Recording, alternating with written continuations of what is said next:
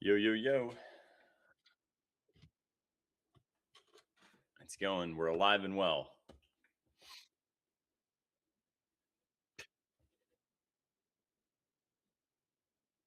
They will. They will. What's the worst thing that happens? This whole thing gets exploded. It's not. So that's what I'm saying. Like, that would be the worst.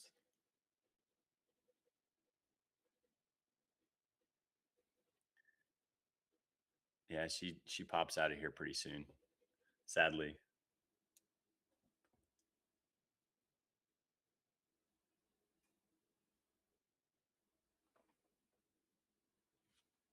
Oh, that's awesome. That's good news. I don't think I can hear you, Jackie. All right, hang on. Let me turn on. Let me monitor it. Here, say something interesting, Jackie.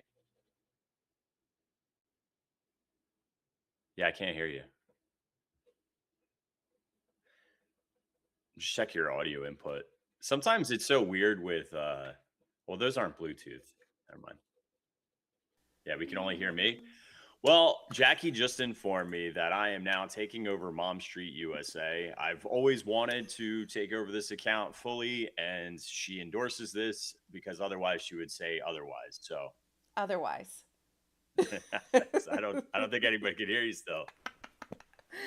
No. Okay. Okay. That's silly. We're gonna That's be silly. rebranding to Dude Street USA, so get ready for that. Oh my gosh. Oh no, it did work. It worked. It We're worked. You're good. good. We're good. Yeah, Okay. you're good. Whew. Yeah, your audio is good. You're good. See, you got saved by the I know. otherwise. I know. It was Otherwise. almost Dude Street USA. Yeah, we don't want that. Only on Dude, occasion. what oh, okay. Only on All right. occasion. All right. All right. Every once in a while. Oh, good. You can hear me. Mhm. Thanks, Rhonda. Yep. Yeah, I don't know. I was having all sorts of issues last night when I was trying to tech stuff because my camera, like, my OBS wasn't recognizing my camera no matter what I did. And I literally just finally had to, like, shut my computer down and reboot it. And then it finally worked. So, Okay. Sorry. you Sorry, I good? was just chatting with Mel. Yeah. Hi, Mel. Yeah. Jackie says hi. Okay, We ready perfect. to do this thing? I think we are. Okay. Um, as long as I remember to hit my start button. Perfect. Okay. You good? Yeah, I'm ready. All right. Welcome, everybody, to Mom Street USA. My name is Jackie, aka Wishes Mama. And on today's episode, we are joined by a good friend of the podcast. We are joined by Kirk from Walrus Carp. And today we're going to be talking about some of the other Orlando theme parks. So, recently, here in the last couple months on Mom Street, we've kind of bridged out of Disney and started talking about Universal. But there are some other theme parks in the kind of greater Orlando area that I wanted to chat about. And Kirk's got that knowledge because he has been to all of them. So I figured I would pull him in and ask him some questions. And then at the end of the podcast today, he's got some new exciting theme park app information to share with us. So we're excited for that. But Kirk, thank you for being here. How are you doing today?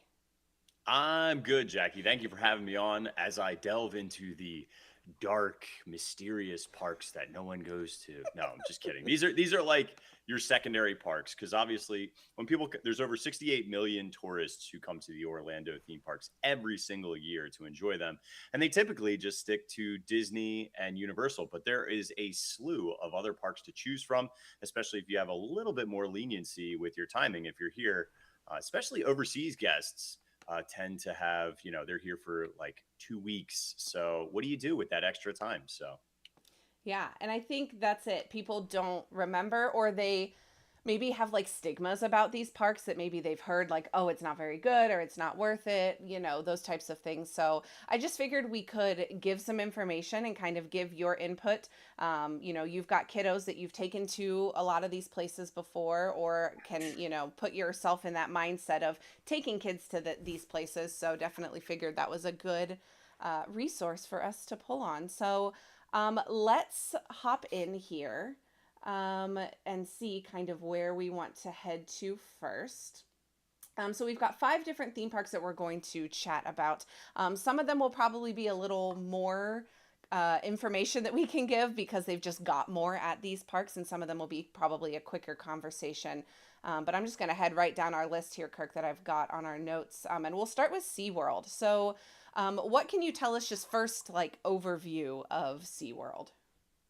Yeah, so SeaWorld Orlando has been integrating and adding a lot more rides. It's been a legacy park for a very long time, and its main focus has been marine aquatic animals. And they still have that as a main focal point, but now it's become a destination, particularly in Orlando, if you are a big roller coaster fan. So, starting off with SeaWorld Orlando, the one thing I would say is if you were coming here specifically for this park, you may want to only do some older kiddos for the big rides. Now, they've been adding a lot more inclusive attractions to this park. However, it's because of the way that they have been adding additional rides, the focus has been predominantly on the big, massive thrill rides. So when you look at SeaWorld Orlando, a lot of people want to know, like, well, how far away is it? So it's literally equidistant in between Universal and Disney. So, and there's a lot of people who will stay on iDrive to save money and stay off property. So this is a great park that's got a great location, and it's very very approachable for most guests.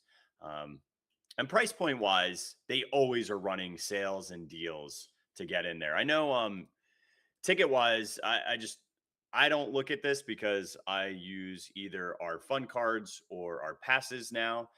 If you are local and you've never delved into SeaWorld before, you should look into it at least with the bronze pass because they give $10 away, free feeding trays, like all these great experiences for pass members that don't really get promoted enough, plus discounts on food. A lot of times I'm saving like 30 to 50% off on almost all merch and food purchased there because of past member benefits. But if you're just looking for a single day, right now they're running a deal on spring break. They're saying that tickets are $147.99. Let me just say something about SeaWorld and Busch Gardens. They're lying to you. The price is never 147.99 unless you're like there for Thanksgiving. Almost always you're going to find a ticket somewhere around $80. They typically will do bundle packages too, where you can do a two park because remember there's all these sister properties that are there as well. In Orlando itself, you have their water park, which is completely standalone, which is called Aquatica, and then you also have a very animal inclusive, think like Caribbean all inclusive style animal experience with Discovery Cove, which you could also bundle up as well, or bundle their sister park over in Tampa with Busch Gardens or Adventure Island. So I always tell people, listen, if you're going to spend $80, it's almost worth it to get the 2 day at 55. Like it's not that much more. And even if you never leave Orlando, well, it would be a benefit to go to both SeaWorld and Aquatica because both parks are great. Or just combination it and hop between the two because Aquatica and SeaWorld are right next to each other. So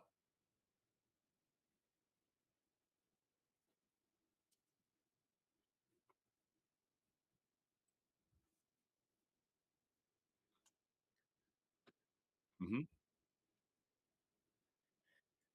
Yeah, the other thing that's really great is if you have really young kids, they will give out free toddler passes.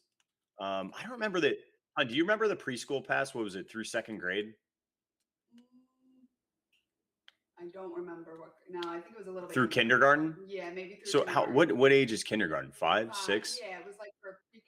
Yeah. Yeah, so So I know SeaWorld and Busch Gardens both have preschool passes, which are completely free. You just have to say that they're under that age and they will give them a pass completely for free. So for again, if you have young kids, they want to see animals, they want to do touch tanks with stingrays and you could get yourself a single day ticket just for the adults or for folks that are over 5. So it's now I guess we should dive into a little bit of attractions to understand well what do they have in terms of scope.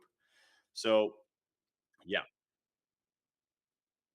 okay. It's probably because of the scene swapping. So whatever you did to fix the first scene, you got to do to fix the second scene, if that makes sense.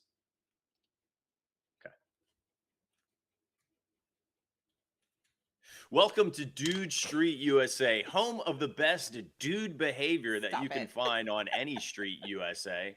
And we're talking about SeaWorld and why Jackie likes it better than Walt Disney World. In fact, better than the Magic Kingdom. False.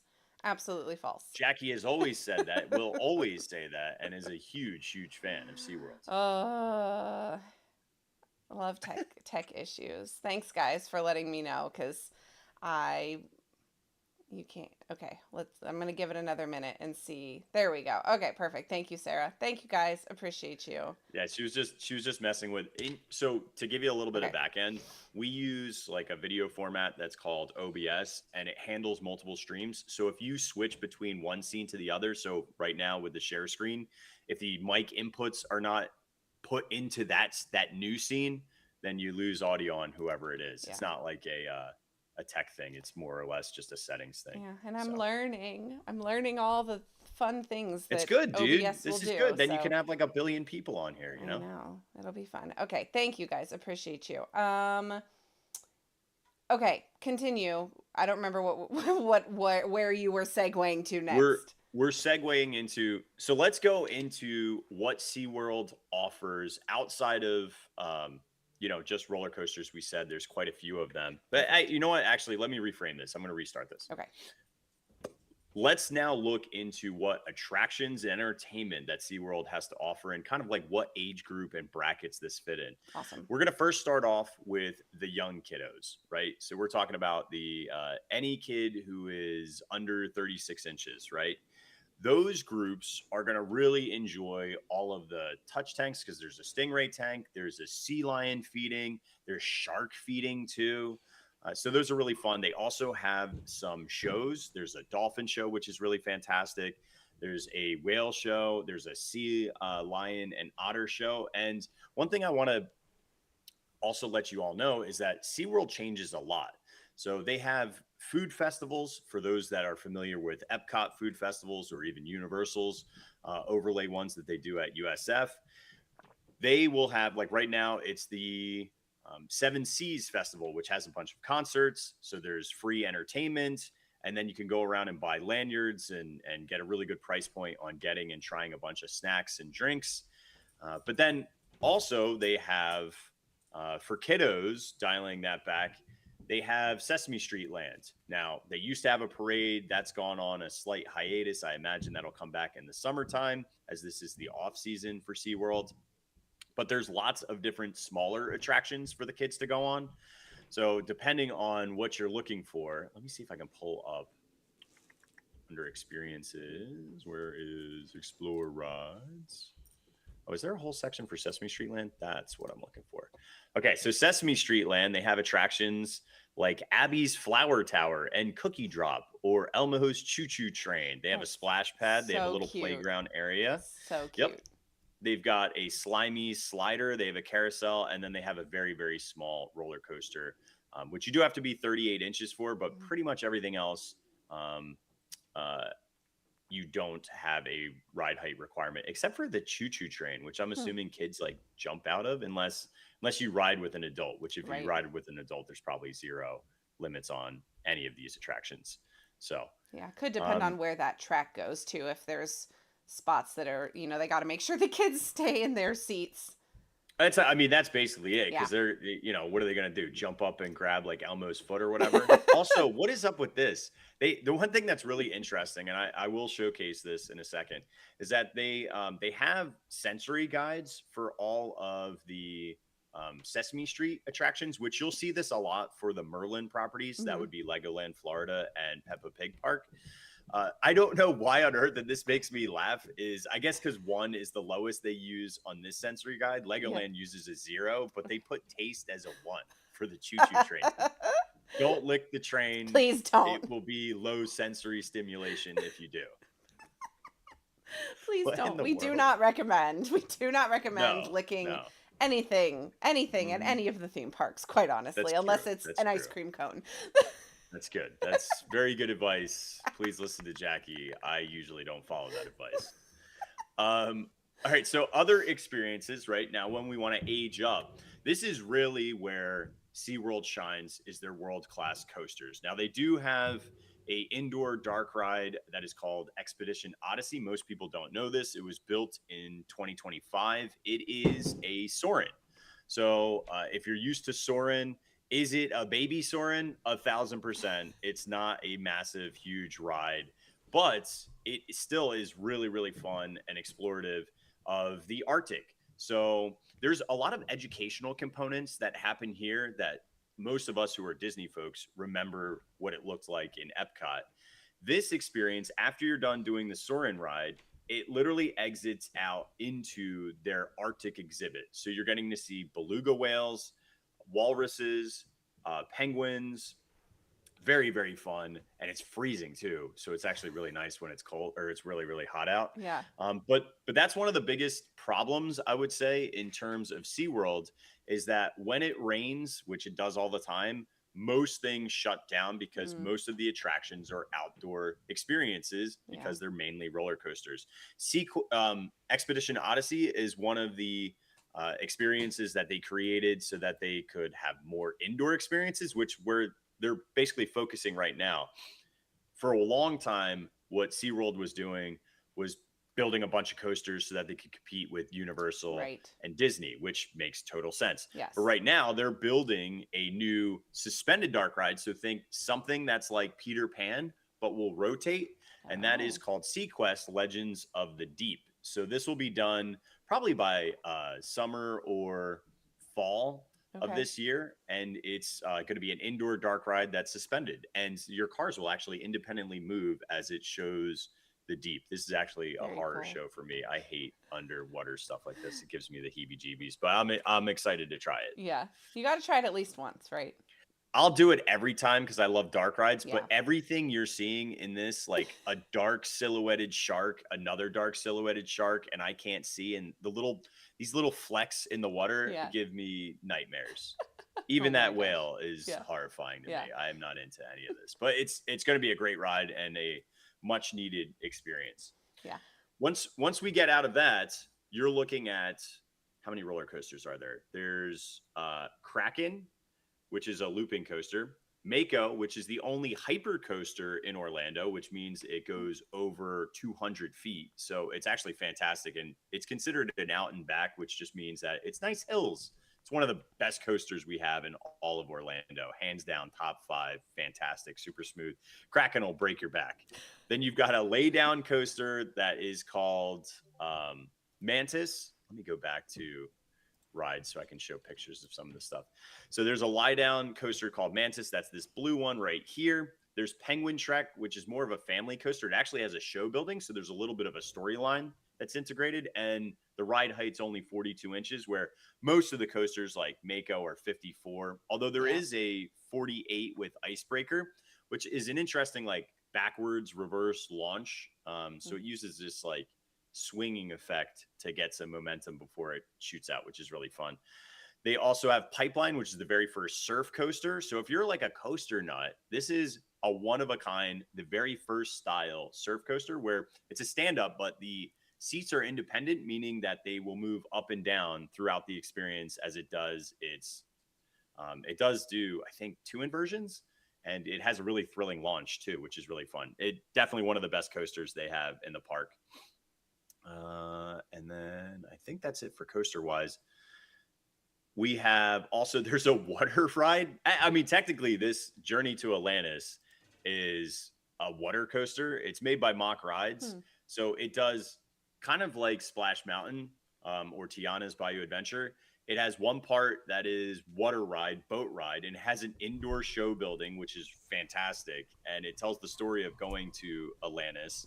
And then there's a surprise factor where you start going through like a roller coaster section. So it's not showcasing it here in any of their photos, but there's a whole entire roller coaster track in the back, which is really neat. And it's shocking because like, again, you're so used to it being a log flume and experiencing it as a log flume. And then it boom goes into this coaster section. That's really cool. Like hybrid ride. Yeah. Nice. Now, one thing that's really weird is they have an attraction that's called the Sky Tower. Sky Tower has its own admission price. So you pay $6 unless you're a pass member to ride this one, which it's just a a giant observation tower. This Yeah. is one of the very first rides that they ever built. Mm. So it's a legacy attraction. A lot of times it's not working, which is interesting, but it's gives you a 400-foot revolving. If you've ever been to Hershey Park, it's like the kissing tower. Mm-hmm. But a lot of parks have this. It's not a drop tower. It's just a scenic, spinning, nice, relaxing ride. I wish it was open more because I really do enjoy going on it, but a lot of times it is closed. Yeah. So. Yeah. I think the one thing that I'm always interested in, because I haven't been to SeaWorld, but is that penguin trek ride. Oh yeah. I think looks like, because where else do you get to literally experience animals on a ride? Not very many places. Yeah. Yeah. So the way that Penguin Trek works is we're boarding a rescue unit that sees like an ice flow and ice breaking off in this penguin habitat. So we have to go and save the penguins. So we go out, we save the penguins, and then when you exit the experience, you enter into a penguin exhibit, which I think is so cool. Yeah. It's cold, but it's Right. very cool seeing all of the penguins. Now, if you don't want to ride, you can just visit that exhibit as well. Yeah. But yeah.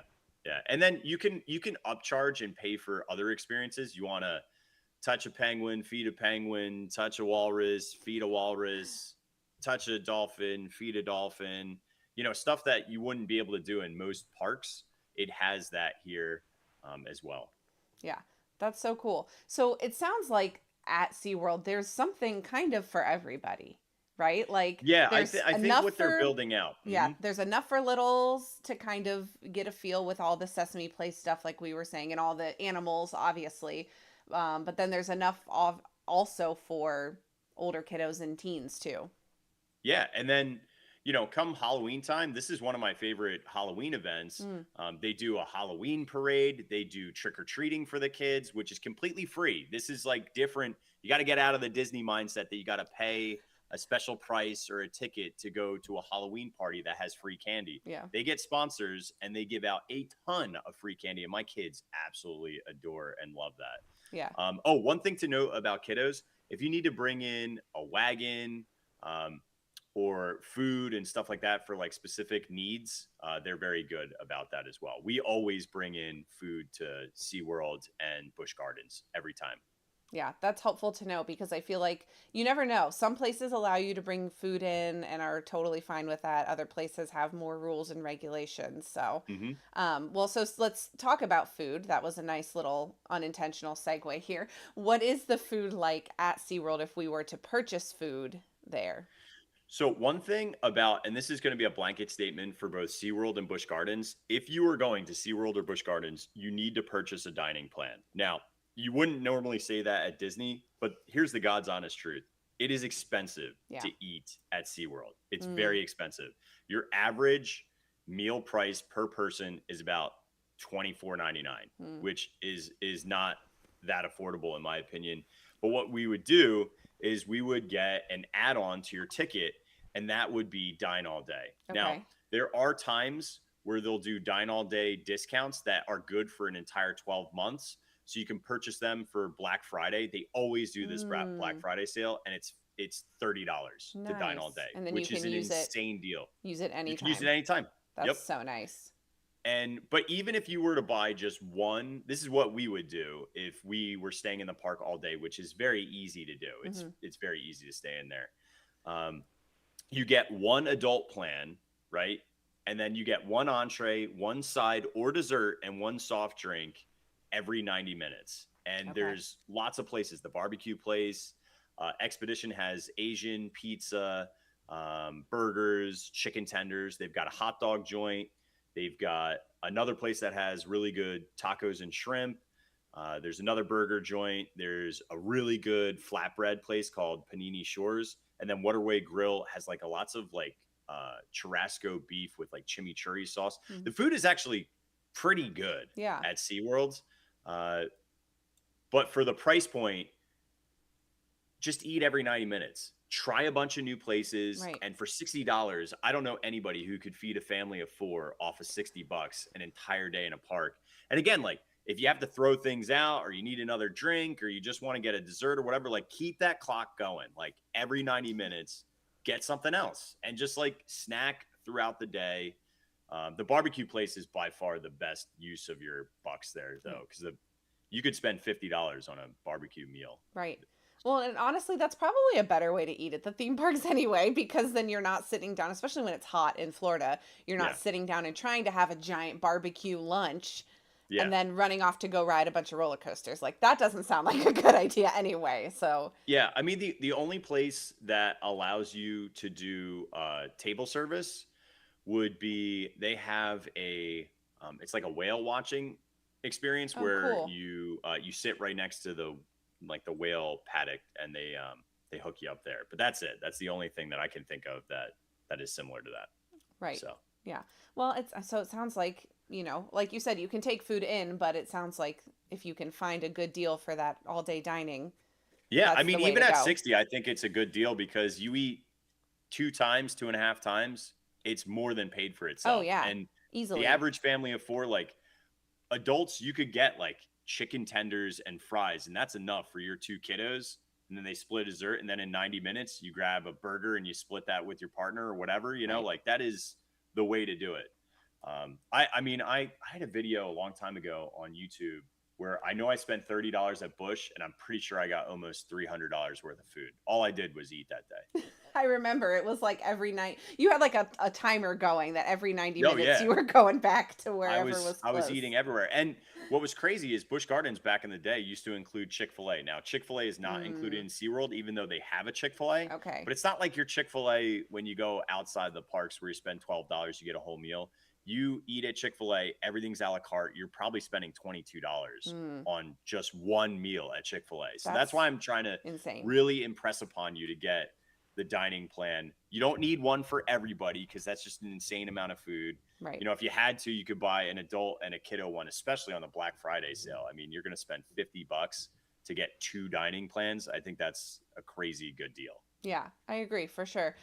So let's think about now, what is it that you feel like, and I feel like we talked about this a little bit, but like what makes this park unique compared to like a Disney or a Universal that makes it worth, spending a day or whatever to go to SeaWorld? Animals and world-class coasters. Yeah. I mean, hands down, I would go there and see. There's been times where we haven't even ridden an attraction and we're there for 6 hours. Yeah. Like that is very common for us to do as a family because there's so much to see and do. They have a whole entire shark tunnel. There's manatees. They have a manatee rescue center. Mm, So there's just so much to explore in terms of animal experiences. And then world-class rides. I mean, it's got more Bolliger and Mabillard for all your coaster fans out there, like the world-class manufacturer of coasters, and it has 7 in the park. So it really is fantastic. And then the entertainment is really, really solid. So it's the price point and the value that you get, and it's easy enough to tackle young kiddo needs and teenager yeah. kiddo needs that everyone's happy. And it's safe and it's affordable for families, and it's so dang close. Yeah. This is going to be the closest option out of all of the parks that we talk outside of Fun Spot. Mm-hmm. But this one definitely, to me, if I was going to tag on or suggest to anybody who has like any age group, this is the easiest and best one by far. Yeah. So then kind of wrapping up this, how long or how many days do you think, like if you want to do SeaWorld and see as much as you can, do you think one day is enough? Do you think people need 2 days if they're really focused on seeing everything at SeaWorld? I think one day is probably fair for most people. Mm-hmm. I think that's perfect. However, because the price point on that 2-day ticket to tag on the water park, and I will tell you, we haven't really added water parks into this mix, but Right. Aquatica is world class and really fun. I love Aquatica. Nobody talks about it. Yeah. 0.0% of the population, but yet it is probably one of the most popular ones, especially with locals, because it has one of the best lazy rivers. They have 2, but one is really, really fast and really fun, and it's got the best water effects. It blows away even Volcano Bay, which is insane, or any of the trash lazy rivers that Disney has. I love Disney, but their lazy rivers used to be. Do you remember when Typhoon Lagoon used to have like giant sunscreen bottles and like crates, and like that was fun. Like that was the larger than peak. life theming and But all of that. because Yeah. people would hang on to them and they would gum up the word, they took out all the fun, and it's so boring in those lazy rivers now. I go to Volcano Bay or Aquatica Hmm. to really enjoy a good lazy river. And Yeah. in fact, so Aquatica has the same exact thing with SeaWorld where they integrate a lot of animals. Hmm. So there's a slide that actually goes through a commercial dolphin exhibit, so you can see the dolphins while you're going through a tube. It's kind of That's like, cool. yeah, if you've ever seen the Bahamas with Atlantis, Hmm. it's similar to that. There's even a lazy river that goes by African cichlids, which are these like really colorful um, fish. So you can see them too. It's just neat that they integrate the rides next to these aquatic exhibits with Yeah. actual animals. Yeah. It's just really cool. And Plus Aquatica has a really good night scene. They do a really good. It's called Aqua Glow. that's what I was just going to That ask is you about, if that was the one that they have, and because they do a bunch of like projections and stuff in some of the water yes. slides, right? Yes, there's That's so cool. so all the time they have it's called Tassie's Underwater Twist, and Mm. it uses a projection system, and it looks like you're in an aquarium or like in water in this raft ride. It's the only one of its kind that I've Yeah. ever seen in Florida, which is super unique to it. And then every single one of their like ticketed events, which by the way, if you're a pass member, they almost always will give you a free ticketed event as Mm. long as you go to Aquatica 4 times, and we'll give you an Aqua Glow ticket for free. It's insane. It's Yeah. like the greatest perk ever. Like they want you there in that park. Right. So it's, to me, that's like the huge benefits. Although I will state this: Aquatica is particular about food. Mm. No outside food, or just wrap it up in a towel and your bag doesn't go off. Shh, don't tell. Yeah, I've never done that, or nor do I endorse that. You should totally do that and put no metal in that bag. Oh, and a good note from Rhonda here in our chat. She's saying that if you buy a day at Discovery Cove, which is a whole nother experience that we're not going to talk about, we'll Mhm. probably have to do a whole episode on all the water park type places. But Oh, that'd be fun. yeah, she says that you can get a free day to either SeaWorld or Aquatica if you do Discovery Cove. So Yeah. that's a cool perk to look at too if you're interested in more of those animal experiences. And there's times where you can get Discovery Cove, which is a much more expensive, but again, like all of your food, all of your drinks, including beer and wine, are included. There are times where they run deals. Again, Black Friday, Right. spring break sales, they always are running deals. You could sometimes get that ticket for $129. So imagine getting a $129 ticket to that, which is an all-inclusive day in of itself. And then you get a free SeaWorld ticket, which is like $80 on discount. That's a really good deal. Yeah. Between the 2 days to only have to pay, 70-ish bucks with tax per day. That's really good. Yeah, no way. Nowhere else, think about like that was Disney prices 40 years ago. Like Mhm. Yeah, I when mean, you're even comparing. Discovery Cove at 129 Yeah. is an insane deal for all of the food, for all of the experiences you get, and then you get a free SeaWorld ticket is Yeah. crazy. Yeah, that makes sense. Nice. Well, we've been talking a lot about SeaWorld. I also heard you mention Busch Gardens kind of in tandem with some of the stuff. So let's hop over to Busch Gardens. Now, I Okay. will mention, as Kirk kind of gets his screen situated, that Busch Gardens, I believe, of all of these, is the furthest away from like Orlando because it's more over towards the Tampa side of Florida. So this is more of a haul. If you Mhm. are planning to head over this direction, I would definitely recommend that you've got a rental car. I would not try to Uber from the Disney Universal area because No. that's going to be quite an expense. So even if you just do a day rental car to get over there, that would be my suggestion for this. But Kirk, what can you tell us just generally speaking about Busch Gardens? Yeah, so to mirror off of what Jackie just said, it's about an hour. Mhm. It's about an hour. There could be traffic. I-4, I mean, the answer for everything in Florida is, well, how far away is it? Well, it depends on traffic. That's Right. literally the answer for everything because I-4 could either be, it might take you an hour and a half or 2 hours or an hour. It just depends on how early or how late you leave. So that's respective. But yeah, this is one where you're going to want to have a vehicle to be able to get out here. Now, why should you even take the travel? Well, we've covered off a lot of things that are very similar because this is owned by the same exact company that operates SeaWorld. Same rules apply for a dining plan. Same rules apply for tickets. Same rules apply for they have their own water park. It's called Adventure Island. They also do food festivals. Like right now, it is their food and wine, which they do have concerts. So if you want to go see POD, you can go see POD live for free. Love that. So again, we're like mirroring a lot of things here. It's all about animals experiences, and it's all about world class coasters. It's the exact same formula as SeaWorld Orlando. So they have probably, I would argue, top five best coaster in the world. I Mm. think most coaster enthusiasts would probably put it in their top 10 at least with Iron Gwazi.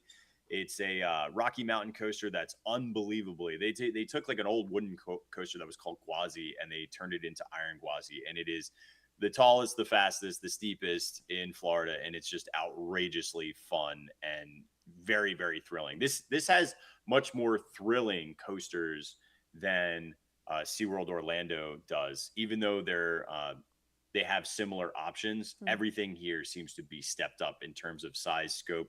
Got to remember, Busch Gardens started out as this kind of like just random Busch Gardens fun fact. This was Augustus Busch's present to one of his wives. He's had several, but Interesting. so Okay. it was a garden. It was like a ski chalet that had a restaurant, and it was a giant garden, and that's what Busch Gardens was originally. And then it turned into an experience for people to actually visit.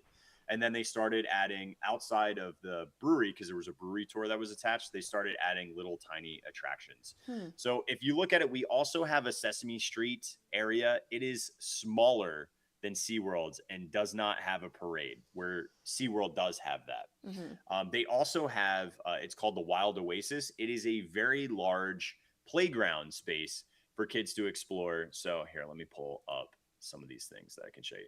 So Wild Oasis is, think like ropes and climbing, but then there's capybaras too, which I think That's is so super cool. fun. They also have a splash pad. There's ropes to climb through. There's the capybaras. And then they have a small little tiny drop tower. So this kind of like expands the Sesame Place of this area Yeah. to a little bit larger, because there's just not as much. Let me pull up. Let me see if they actually show it the same way. They do not separate Sesame Place like they do at the other one. Okay. Let me click kid friendly then. Filter. They don't even show all the rides that are at Sesame Place. Okay. Never Well, I can tell mind. you they have a coaster that's called Air Grover. They have a carnival ride. They have bumper cards. They also have like a bunch of flat rides. There's like a log flume. There's like a driving. There's a swing. There's an even smaller carousel style attraction. And then they always have like crafts for kids. So it might be coloring or a scavenger hunt. They do a Sesame show as well.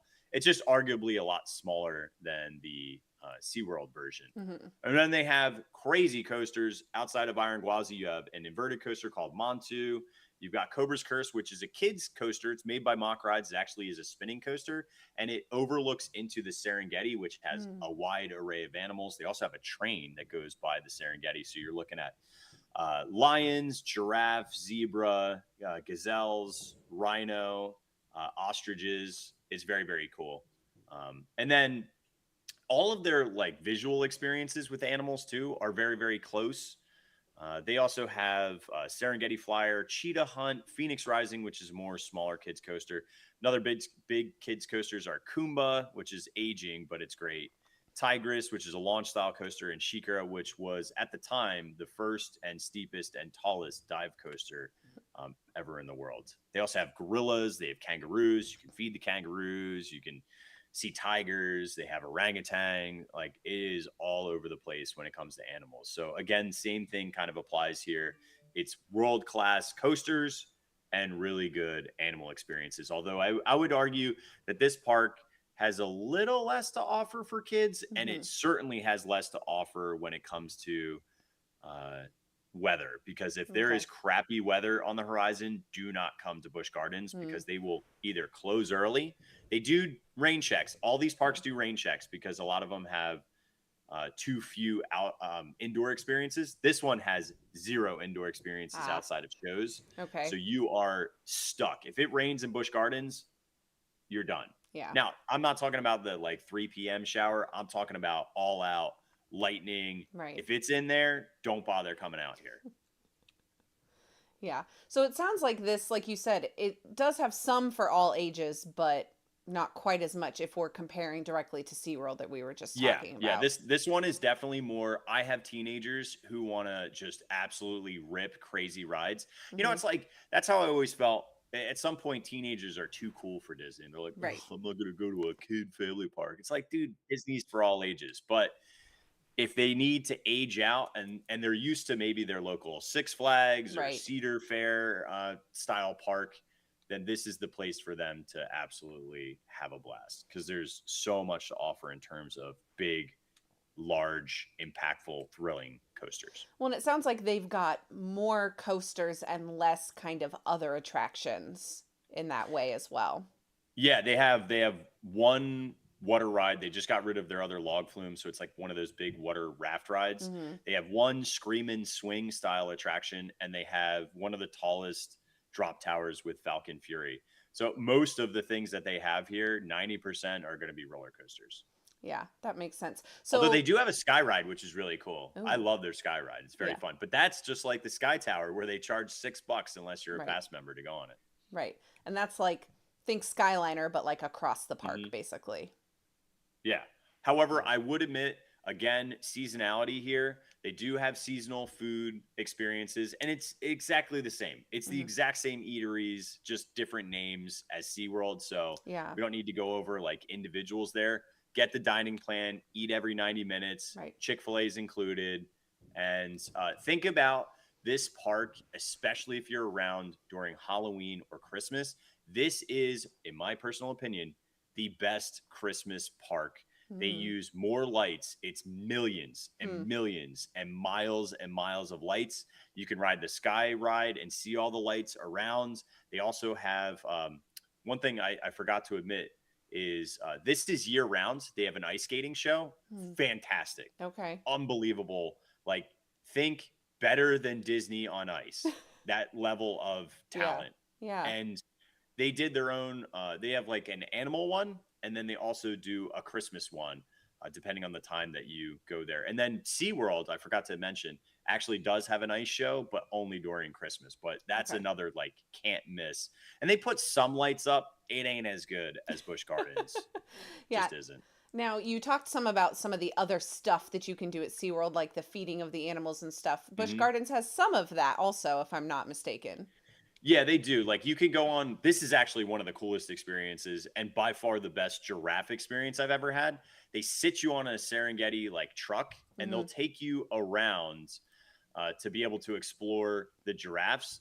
And so when you do this, you'll be up close to rhino, you'll be up close to zebra, but then they literally give you lettuce to feed giraffe. And I've never been in an experience like that when a bus gets swarmed by giraffe to the Oh my point where you'll gosh. have like six and their heads are like swooped down.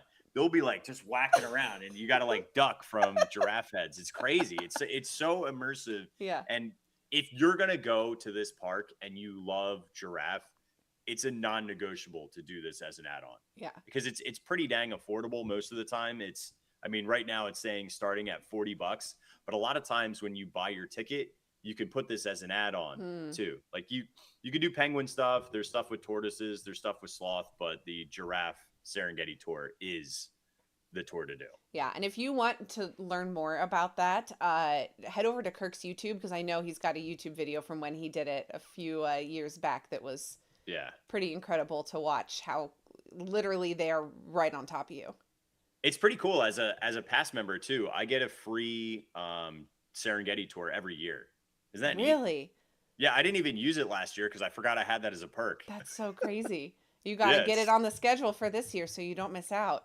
I know. I just need to use it. Yeah. Like just a random day, go and feed giraffe and have a blast. Right. That's so fun. So we talked about this with SeaWorld. What is it about this park that makes it unique compared to Disney or Universal?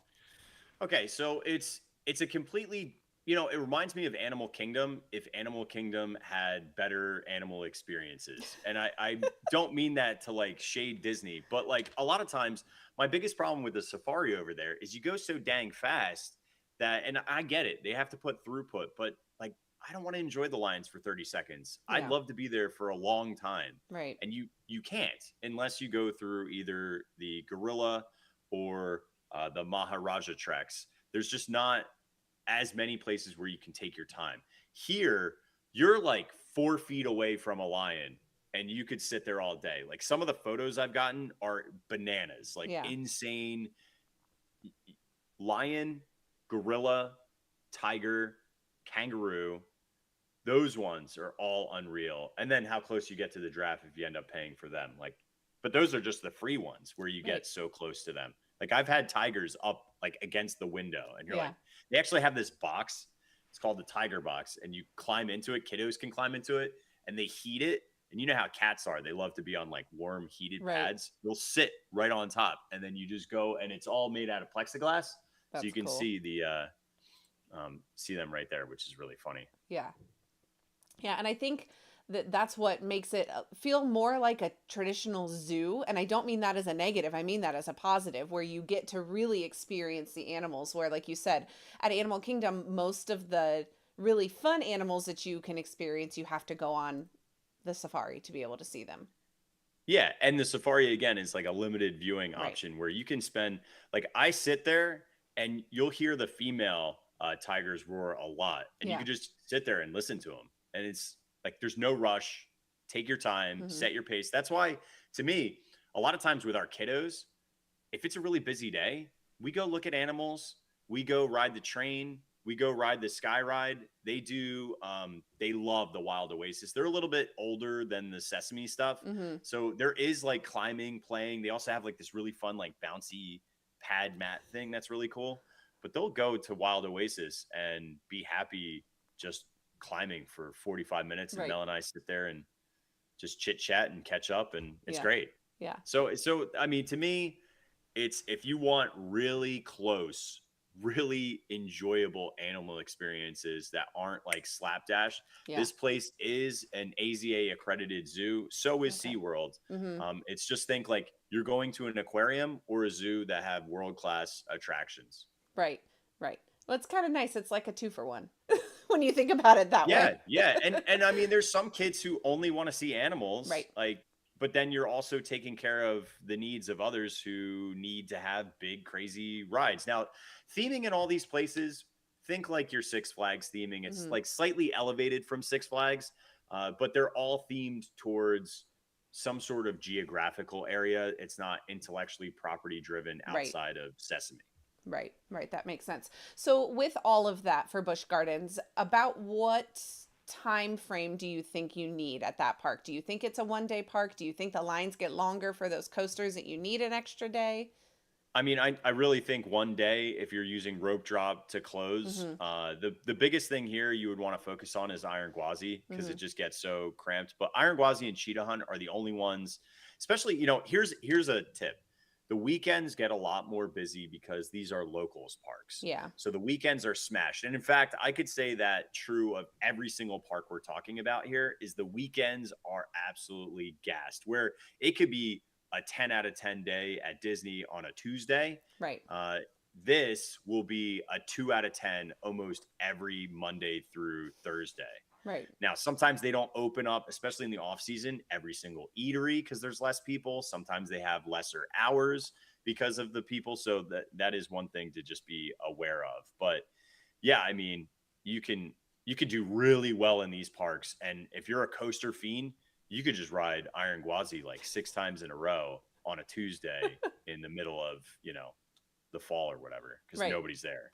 Right. Literally no one. And again, at that price point that we talked about, because like you said, it owned by the same company that owns SeaWorld, they have a lot of those same kind of ticket offers where it's not nearly as expensive as a day at Mhm. Disney or Universal. Yeah, and if you're exploring, like a lot of these places are packaged in with things. So, Hmm. if you get the Visit Orlando pass, city pass or whatever, it's like, Yeah. well, of course SeaWorld and Aquatica are on like a lot of these are the parks that are included in that, where Universal and Disney are like, we don't need that nonsense. Right. Like these are the guys who will do cross promotion with a lot of things. AAA gets discounts, all that stuff. Like they just want to get you in there and then spending money somehow on other stuff. So for them, the price of admission is not as important as the add-ons and things that you can buy in there. That's why Right. like the dining plan is so huge at a place like this, because they will bop you on the head for food. Right. Yeah. And I definitely suggest, those of you that are listening, if you want to experience some of these, again, that's where travel agents come into play because they know all the deals and how to get you the cheap tickets and all that good stuff. So always highly Hmm. suggest reaching out to a travel agent for those types of things to help with figuring all that out. Because if you're already coordinating Disney or Universal or both, and then you're trying to add on a day at SeaWorld or Aquatica or Busch Gardens or wherever it may be, it's a lot to coordinate. So that's their job. Let them let them help you with that. Yeah. Look, I got to save 3% with Be Frugal. I just Oh, noticed my little pig is over here. That's it. Look, I'm gonna save 3%. It's funny. I love that. Perfect. Okay, let's head kind of back towards Orlando a little bit. And let's talk about Legoland. What can you tell us, generally speaking, about Legoland? Okay. So Legoland is awesome.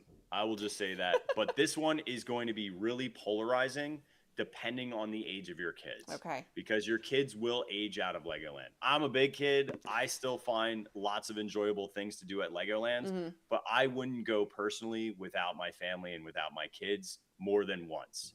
Like if you're a big Lego fan and you go solo without a family, you would never go back here again. You did it once, you're good, Yeah. right? Where if you got kiddos, my kiddos love Legoland. Hmm. It's awesome. And there's like Lego is so interesting because it has its own identity, right? So everything is crazy thematic. It looks brilliant. This is more on par with a Universal or Disney in terms of thematics because it's everything is Lego. And Yeah. they brilliantly do that. They also they have lots of experiences and a lot are indoors. Now, in terms of proximity, this is another probably rent a car situation. Although breaking news, if you go to Icon Park, they're probably going to have a shuttle because they're owned by Merlin and they probably will shuttle you out there for free. So I think Oh. there's some options. Icon Park is really close to where SeaWorld is. It's like equidistant between Universal and Disney. And because they're operating, they're trying to get more people out to Legoland. So I think Mm. they're going to be doing a free shuttle service. Like you park at Icon and then Oh, they'll ship you out there, which I think is really smart on their behalf. that's really Um, nice. Icon Park is where Hasn't been announced, but it's that's definitely where the happening. big giant Ferris wheel is in Orlando, right? Correct. Yeah. Big giant Ferris wheel. They also have a Sea Life, which is an aquarium, and they have a Madame Tussauds there. And then there's like some sort of screaming sky swing and a slingshot Mm. thingy. But Okay. it's like think of like a different Disney Springs. It's like restaurants Yeah. and outlet stores. That's kind of what Icon Park is Gotcha. outside of the Big Eye, which is their Ferris wheel. Gotcha. So, price point very similar, $74 to like a SeaWorld. It's very affordable. You do have to pay parking at all these places. Hmm. I didn't talk about that with SeaWorld. It's not included in your ticket, and it's always somewhere between 30 and 50 depending on how busy it is. Ugh. So it's almost like ideal to have somebody be an annual pass holder because it's only like $30 more to be a pass holder, but it Hmm. pays for parking at all these places. Like Yeah. we always had to have somebody like the whatever got free parking, and then everybody else was on the lower tiers. Right. Um, but they do have one thing that's unique. SeaWorld and Busch Gardens do not have their own hotels. However, there are two hotels at technically there's three, but there's two that are attached to the theme park.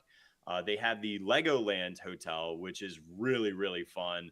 They do different themed rooms like for nights and for dreams and for pirates and for I can't remember the one.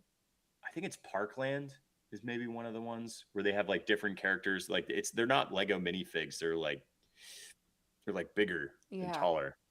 Uh oh, here we go. Duplo, Ninjago, Friends they call it. Lego Friends. Um Well, I think that's a whole line of Lego. Like there's like the Friends line of Lego that's yeah. got all those characters and Hmm. stuff too.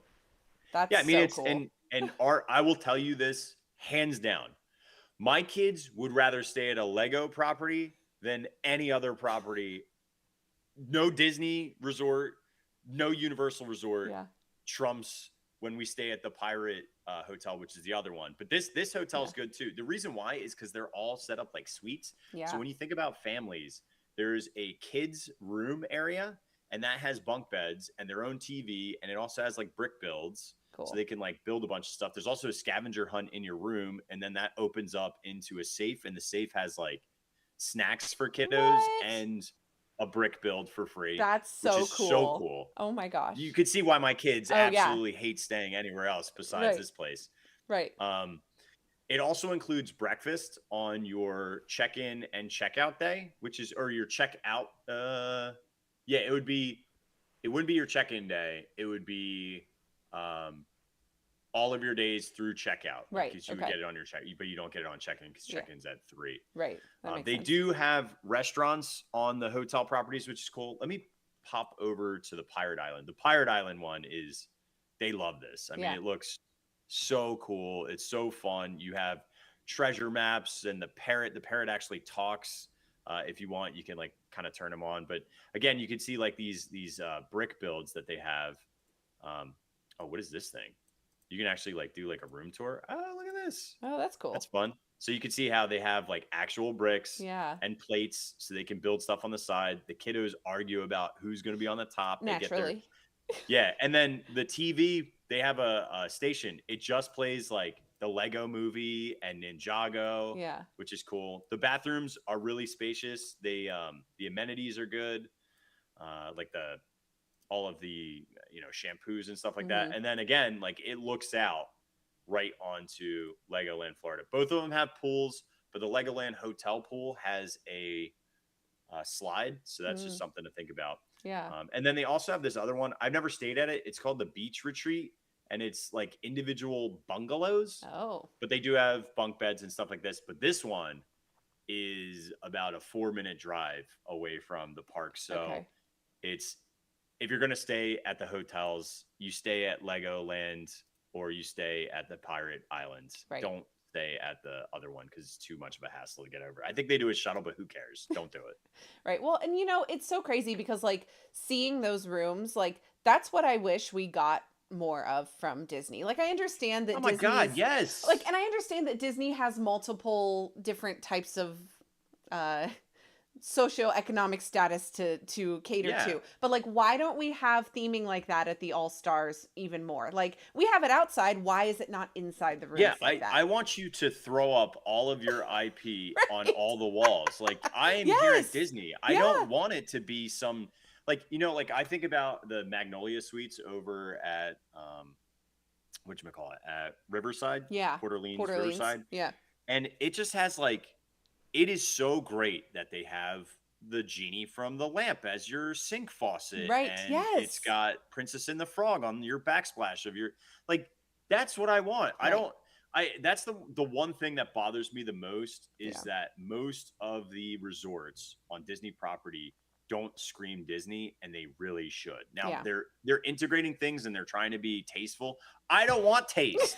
I want Art of Animation suites. Yeah. You know? Yes. Yeah. And that's like one of the only rooms that you really get it is in those suites at Art Yeah. of Animation.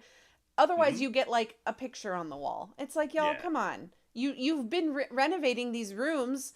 All of these rooms at the value resorts at Disney have been renovated in the last, 5 years, 6 years? Yeah. Like, why didn't we get more when they did the renovations? I don't want just a curtain that's got the Little Mermaid on it. I want the walls to feel like I'm under the sea. Like, That's, yes, please and thank you. yeah. And again, But you like I get said, that experience at Lego. right. And again, like I said, you don't have to do it for all of your resorts at Disney, but at least do it to the ones that your families are most likely to book, which are those value resort properties. Totally true. Yeah. I totally agree. Okay, off our soapbox. Let's go back to Legoland. I mean, you're preaching to the choir Yeah. about exactly what I would love to see from Disney, and I think most Right. people would feel the same way about it. Yeah, yeah. But I love that Legoland has their own resorts because it makes it an easy decision, especially if you're somebody that like you're doing. You can make it a split stay. You can do a few days at Disney and then go and stay a night or two over at Legoland to have that immersive experience over there too. Yeah, I mean, really, one night at the Legoland Hotel is your kids will think you're an absolute rock star. Because trust me, every time we've stayed twice. Yeah. And thank you so much for Legoland Florida for having us. It was awesome. And they will never shut up about how awesome the Legoland Hotel is and how every other hotel is not as good. Oh My kids are not, they're not like that. Like we stay in some really not so great places off property because it's affordable for Right. families, and we're there literally for a shower, sleep, grab coffee, we out. Right? Right. That's it. So Right. like we stay in places that are safe, but they are a box. They are not great. Yeah. They are I would never recommend them for anybody else to stay because it's not what you would want on vacation. Yeah. But as a local, what do we care? Right. You know? Right. You're just doing it for the convenience of not having to drive to the parks in the morning or at the end of the night. Exactly. Yeah. So like we'll do a rope drop and then check into the hotel middle of the day, then finish somewhere, close, take a shower, go to bed, rope drop the next day. Right. It's just so much more easy to do that. But we don't need something like fantastic or huge. Right. But I will tell you, if you're going to Legoland and you can price it out and it makes sense to you, the hotels there are outrageously good. Yeah, love that. All right, let's jump into the park now. What can you tell us about the park of Legoland? The park. So what's interesting about Legoland is Legoland used to be Cypress Gardens and then it changed to something else. So they have this like really beautiful botanical garden that's all the way in the back. They also have a water park. Now, granted, not all of this stuff is included in your price point. Mm-hmm. They also have a sea life here. So there is an aquarium, but it has a lot of attractions and they are good for a lot of different heights. Now, the one thing that is probably the best world class is the sensory guides for Legoland and Peppa. The Merlin folks have really prioritized that. And if that's important, you have a kid with some neurodivergence or there's some sort of accessibility needs, they are incredible at like, if you look at the level of detail, if you're that's very awesome. particular and you know your kids' needs, they write every single attraction and they rate them based on sensory levels of touch, taste, sound, sight, and smell. Yeah. Again, I love looking at taste, which they consider the Battle of Bricksburg, which is funny because that's a water ride. So I guess if you get water in your mouth, yeah, they would consider that a taste thing, which is very funny. That's kind of valid though, because you got to think that's like that water's been treated with something, so it's going to taste a little funky. You never know. I mean, they do it for the splash pad Yeah. and the Rescue Academy, which also has water. So all the water things are the only ones that have that. But again, That's so funny. they will do it for every single experience that is here, you know, like touch. And then, I mean, they show you all the rides, which is so cool. Yeah. And it'll tell you the ride heights and then the sensory levels. This has, and I have gone on the record saying this multiple times, but I'm gonna zoom this out so that I can click on the individual picture.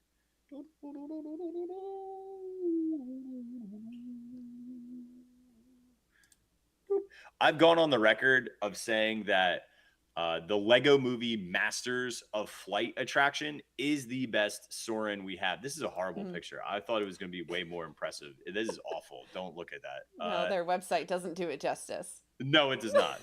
But it has the best smells I've ever had on a Soarin' experience. And it basically takes you in through, you're hanging out with Emmett and you're becoming a master builder and you fly on a triple decker couch. And that's what the experience is. And you go and explore all of the lands that are in the Lego movie, the original Lego movie. They have a whole entire land dedicated to the Lego movie, which is really cool. Yeah. But there's this evergreen scent that Mel and I, if we could bask in it forever, we would. It's so good. But then they have like sweet cotton candy-ish smell. There's also like a Fiji during the sea. And then they use mister sprays, like things that used to work at Soarin' in Epcot, which I imagine will get fixed as America comes in. I sure hope so. Goodness gracious. Yeah. I imagine they're going to take the time to actually fix those things so people can have a really unique experience again. Yeah. But Masters of Flight is outrageously good. They have a really good roller coaster called the Great Lego Race.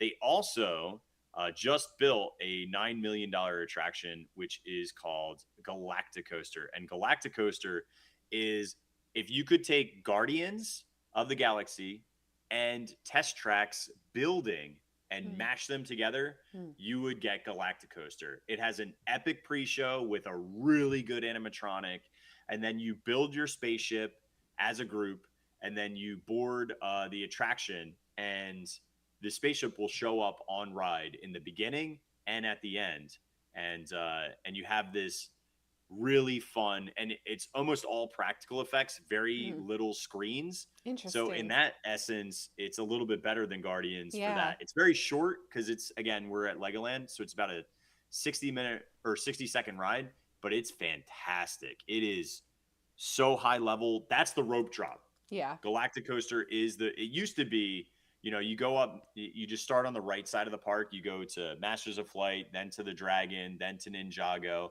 then to the water boat driving, and then to the car driving. And then you've pretty much done everything that's like major, and everything else doesn't have a line. Yeah. But that is spectacular. And it's all the way at the back of the park, almost to where their included water park is. Mm. But yeah, Galactic Coaster's the noise and the funk. Baby Guardians with Test Track. It's wonderful. I love it. Yeah. So it sounds like Legoland, while they have some various different experiences, this is kind of what we alluded to earlier, age range wise, not as much for your tweens and teens. Yeah, I mean they're gonna want to do the wooden coaster, Coastersaurus. They're gonna want to do Masters of Flight because that's Soren. Hmm. They'll do there's this it's Mia's driving school, which is or Mia's riding adventure, and you Hmm. sit on a horse, and it goes up this really pretty tall, steep thing while it spins. Hmm.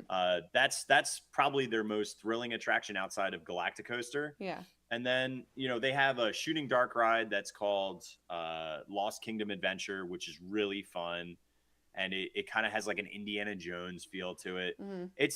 And the Dragon roller coaster is part dark ride because you go through like a whole entire brick build Hmm. of a medieval castle, and then you go out and then have like a coaster experience at the end.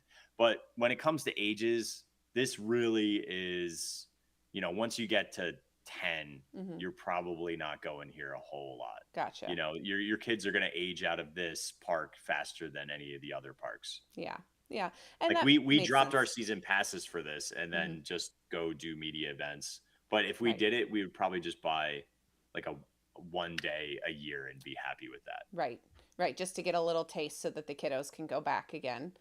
Yeah, I mean, they'll shove me in the coaster building area, and we'll be there for an hour and a half building roller coasters. Like Yeah. that is a thing that they're like, can we do that? And we will just sit in there for an hour and a half building coasters, which Right. is very fun. Right. But it's more about the build than necessarily just like rides and stuff. Like, Yeah. I mean, they have some cool attractions. Like Pirate River Quest is really fun. It goes through. It's like integrating the Cypress Garden on a boat. It's actually like a chartered boat, which Hmm. smashes around the sides quite a Hmm. bit because it's tight channeling and it's Mm. not on rails.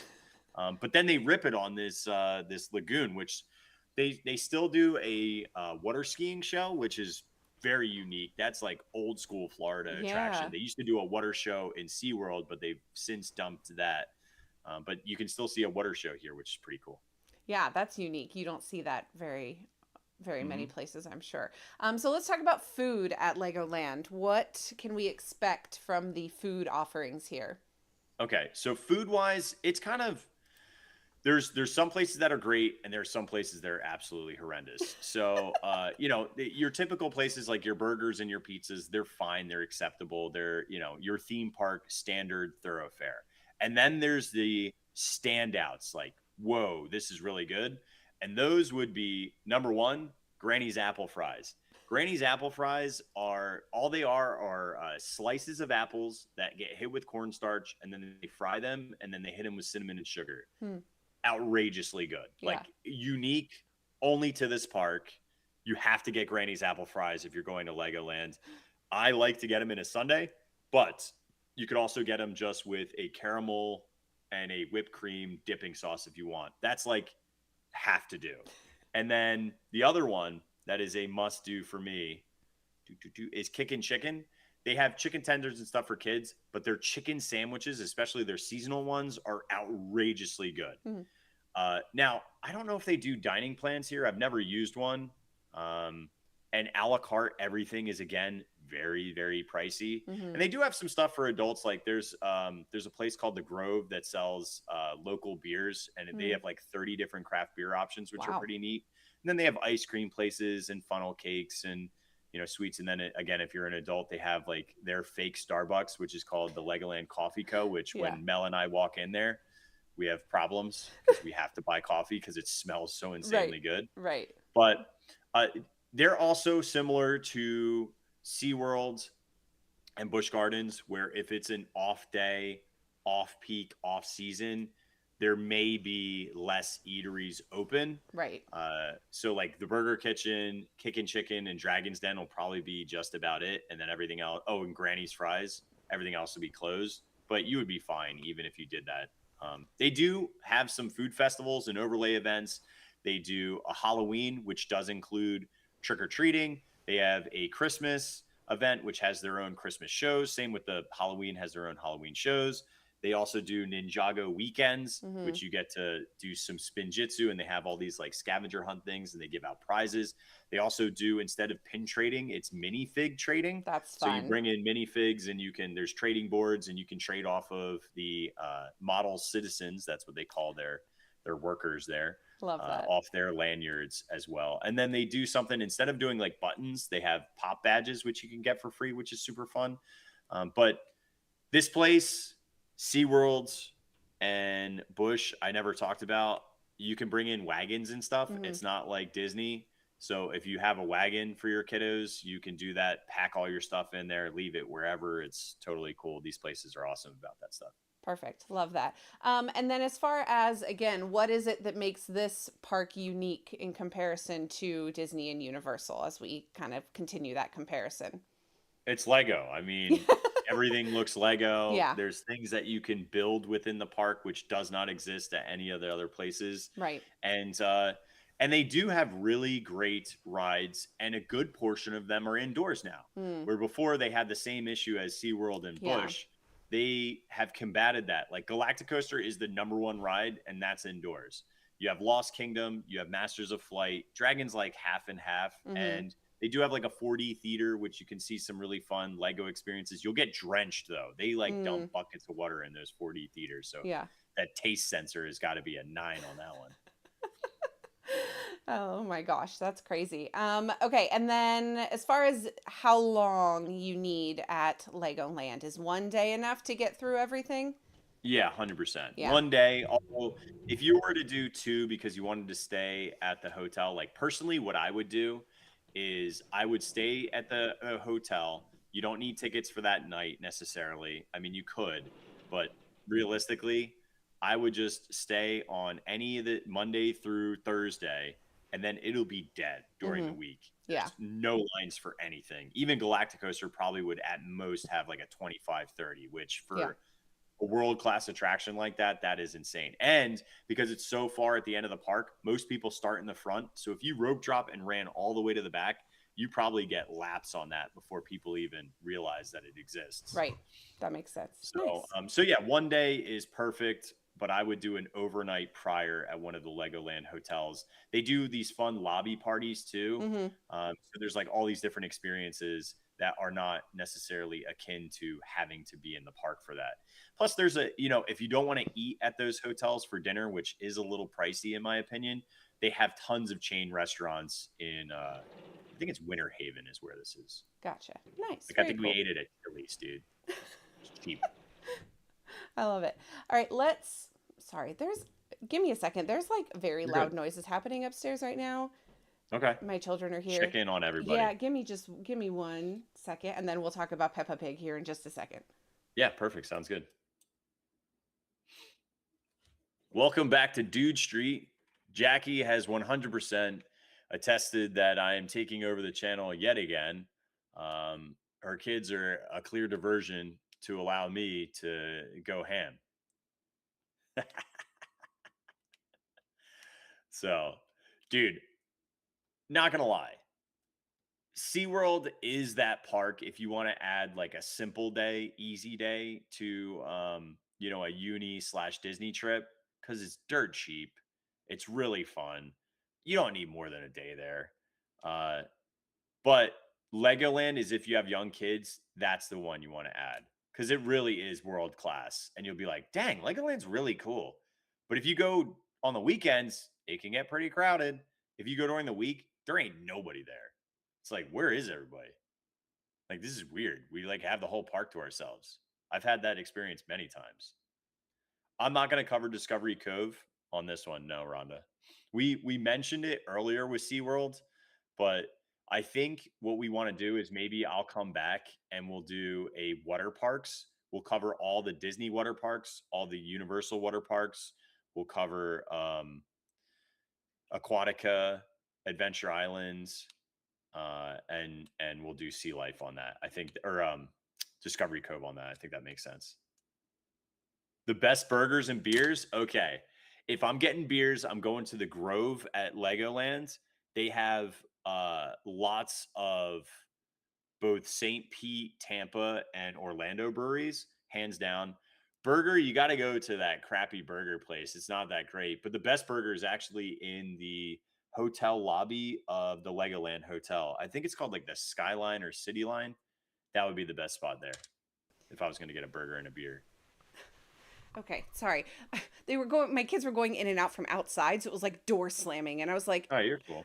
Andrew's here, but I'm not sure what's going on upstairs right now. Well, it's not like Dad really is. I know the deal. Yeah.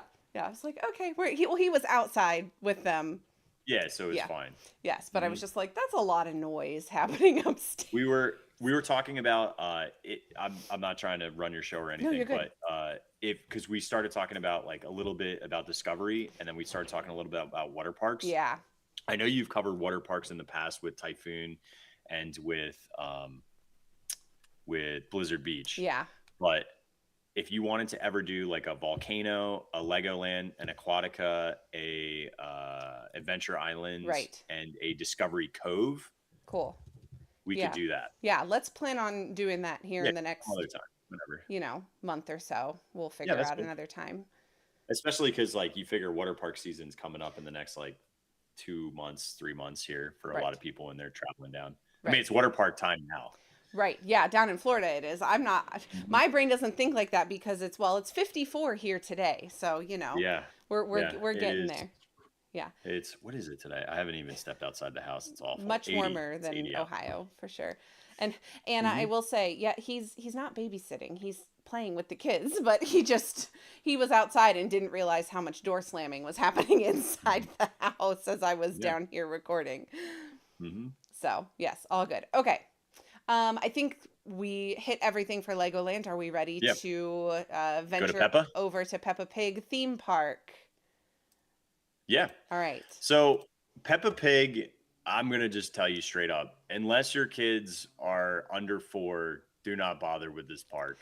Unless you get like a really, really cheap add-on, there is nothing for a kid over 6, 7, 8 here because everything's really, really young, kiddo geared. Yeah. And the size of the park itself is tiny. Right. Like where Legoland, Florida, you can easily spend a day. Peppa Pig theme park, you can spend maybe 3 hours. Yeah. Well, but that makes sense because it's literally themed for Peppa Pig, which that's the age range that you're looking at with Peppa Pig anyway. So totally makes sense. Yeah, if you look at the attractions, it's all slow, small, tiny. They have a little micro coaster. They have lots of like physical things. Like they have these little tricycles out. There's like a boat ride that's a flat ride like anything else. They do have a splash pad. There is some shows. There's a small little balloon tower that's similar to like the cookie drop in Sesame Place in SeaWorld. Mm-hmm. The one ride here that I actually really like, and it's not the Daddy Pig's roller coaster, which is okay. Yeah. The best one is Grampy Rabbit's Dinosaur Adventure. Let me see if I can find a picture. I know they're not the best with pictures here, but it's kind of like a dark ride if it was outside. So obviously that's why I'm a fan. But look, you get to ride this little dinosaur thing. That's cute. It's fun. And you go around, it's outside. It's very hot in this park because there's no shade. So you can look at George's Fort. You are roasting in George's Fort. Oh, so be aware, sunscreen. There's like 2 canopied areas, but everything else is outside and 0 shade in Peppa Pig Park. Which that's like, come on. I mean, look at it. Look at the Come fun fair. on. Like, That doesn't look fun to me I in don't, the summer of Florida. I just can't fathom how these theme park designers don't think about that. They didn't think about it over at Hollywood Studios with Toy Story Land. Even Epic Universe has issues with shade, and it's a brand new theme Yeah. park. Like, it is Florida. Come Well, you know on. what? I would say the only argument I would say to Epic is they planted trees and they didn't transplant ones that were huge and Yes. grown already. Right. So like It's going to come take a 5 years while. from now, we'll Right. probably be okay. Yeah. However, they do have their eateries are very large, and almost all of them outside of like the eating times are dead. So like you can seek refuge indoors with AC somewhere. Yeah. Like, that is such a hot park. Like Yeah. Epic, you need a fan. You need to wear sunscreen. Yes. You need to reapply. You're Right. getting roasted. This park, my kiddos and me got super overheated in it, and we were there for about 2.5 hours. Ugh. Yeah, that's not a good combo. No. Now, they do have a sensory guide for this as well, which, again, I love about these Merlin experiences Yeah. is they will tell you any of the locations. Like, this is really, really great to make informed decisions if you have very particular needs for your kiddo. Yeah. In terms of food, there's only one place to eat, and then like I think maybe like a snack place. It's called Mrs. Rabbit's Diner. They've got shakes and salads and pizzas. It is not out. It's very fun themed inside, but it is not a great menu, and there's no dining plans or deals. Or the only time that I would ever add this to Legoland is if your kids, you got somebody who is under 4 and you got somebody that's under 7. I'm probably thinking about adding Peppa for them. But Yeah. honestly, you could just go to Legoland and find plenty to do. They have a whole entire Right. Duplo area that's got more rides than Peppa Pig. Right. So, Right. And I don't think we mentioned, Kirk, where it is in proximity to everything else we've been talking about. yeah. All right, hang on. Let me I'm going to pull up Google Maps because it'll be easier to see. Just give me a second. Google Maps. Here we go. All right. So if we look, here's Peppa Pig in the center of Winter Haven. So we go all the way out, and we're about 45 minutes away from Disney, which is up here. So now that's with traffic. You go down I-4, you go down 27, and then you loop right across. Busch Gardens are over here in the Tampa area. That's why it's like an hour to 2 hours, depending on the traffic on I-4. Right. But then, since we have this visual up, here's Disney, here's SeaWorld, and here's Universal. Yeah. So SeaWorld is right in between. Like, Yeah. that's why, like, SeaWorld's probably the easiest one to add on, especially if you have slightly older kids, like 7 and older, plus 48 inches in height. Then SeaWorld is primo for that. Yeah. Where Legoland's, it's a little bit of a haul, and you're going to need a, oh my God, I forgot we have a Medieval Times. Right. Sorry, And then as far as Legoland and Peppa Pig, yeah, they're literally like right next to each other, aren't they? Oh, yeah, 100%. Like, Legoland and Peppa Pig are on top of each other. Yeah. It's in the parking lot, essentially, of Legoland. So let me get out of my Medieval Times. Here's Legoland, Florida, the entirety of here. So, I mean, this whole entire page is Legoland, Florida, and then here's Cypress Gardens. Here's the water park. Yeah. Right? So look at the size of this. That's Peppa Pig Park. Oh my gosh. Do you see what I'm saying here? Like, you got to zoom way in to see it. the Peppa Pig Park is smaller than their hotel parking. Yeah, lot. It is. Yeah, it's literally in the parking lot. It's, if you were to take up the footprint space, Lego Movie World and Duplo are 1.5 the size of Peppa Pig. Yeah. It's just that. That's why I say, like, if you get a really good price, like $10, $15 more, and you have a really young little who's into Peppa, because they do a meet and greet. I think they do a character dining occasionally at times, then fair. Right. But other than that, this is a total skip for me. Just go to Legoland. It's more fun. Yeah. That makes sense. Again, if you've got the kiddos that this is their jam, then it's worth maybe considering. Yeah. But yeah, I would definitely pair it with a trip to Legoland. Like, don't go out there just for Peppa Pig.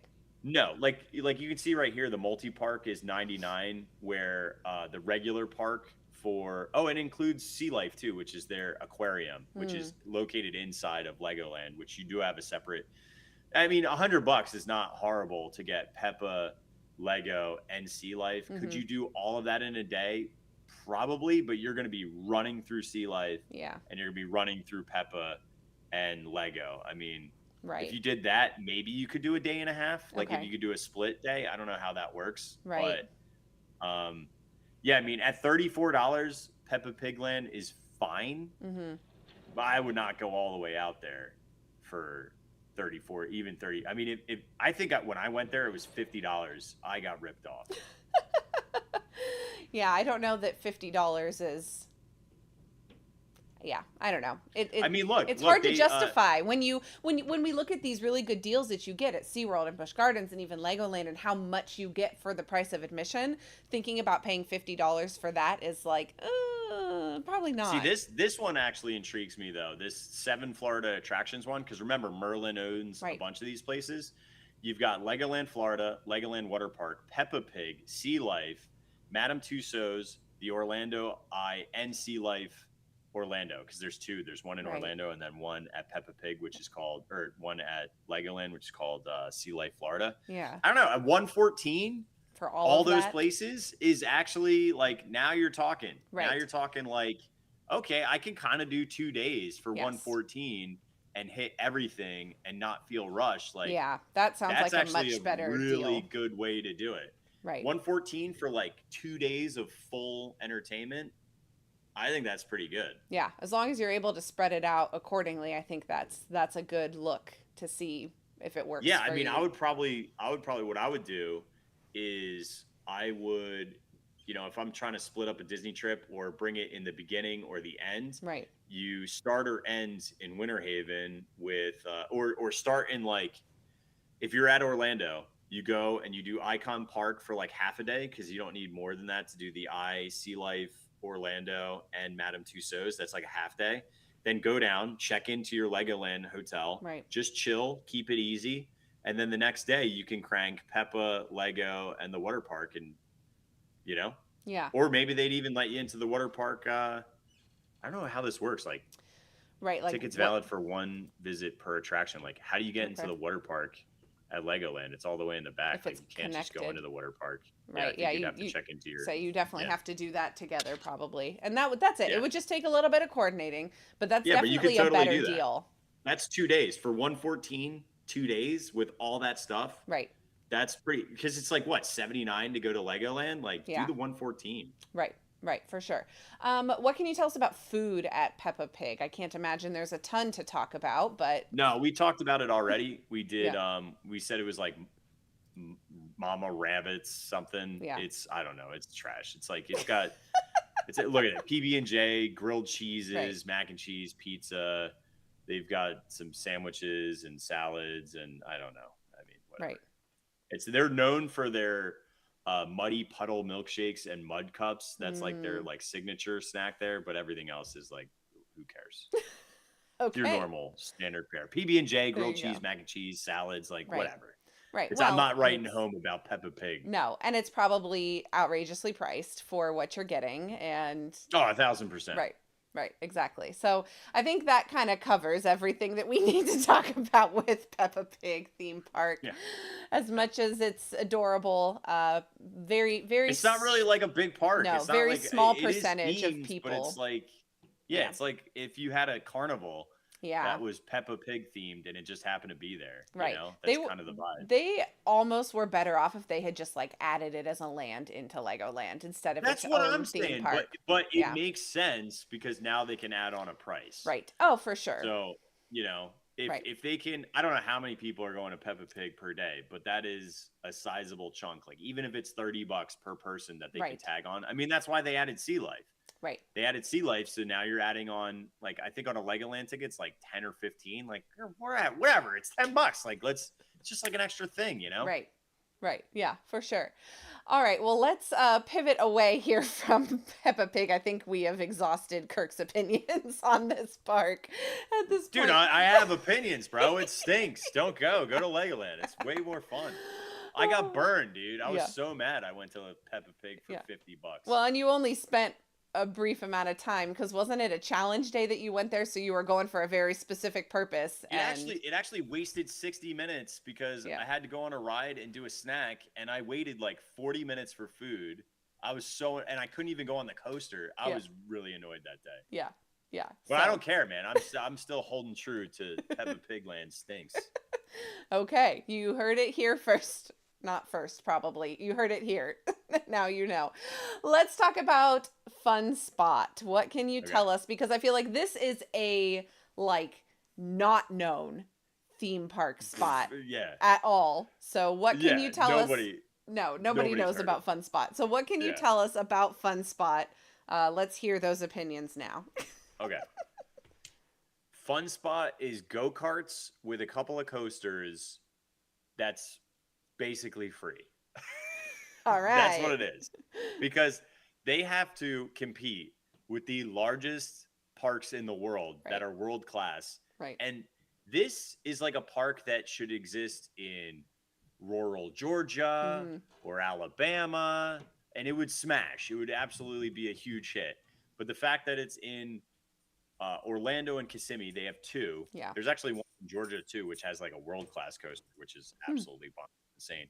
Yeah. But these places don't charge for parking. They don't charge for admission. Everything is in a ticketed system or a wristband system. So think like a carnival, but very heavy on go-karts. So if you have kiddos and they can't do, they usually have a tandem one, and then they have solo ones, and then a slick track. If they can't do go-karts, this is a skip for me for most kids. Okay. If you're in the need to tick off coasters, though, they do have some fun coasters. The one in Orlando has a wooden coaster called White Lightning, which is fine.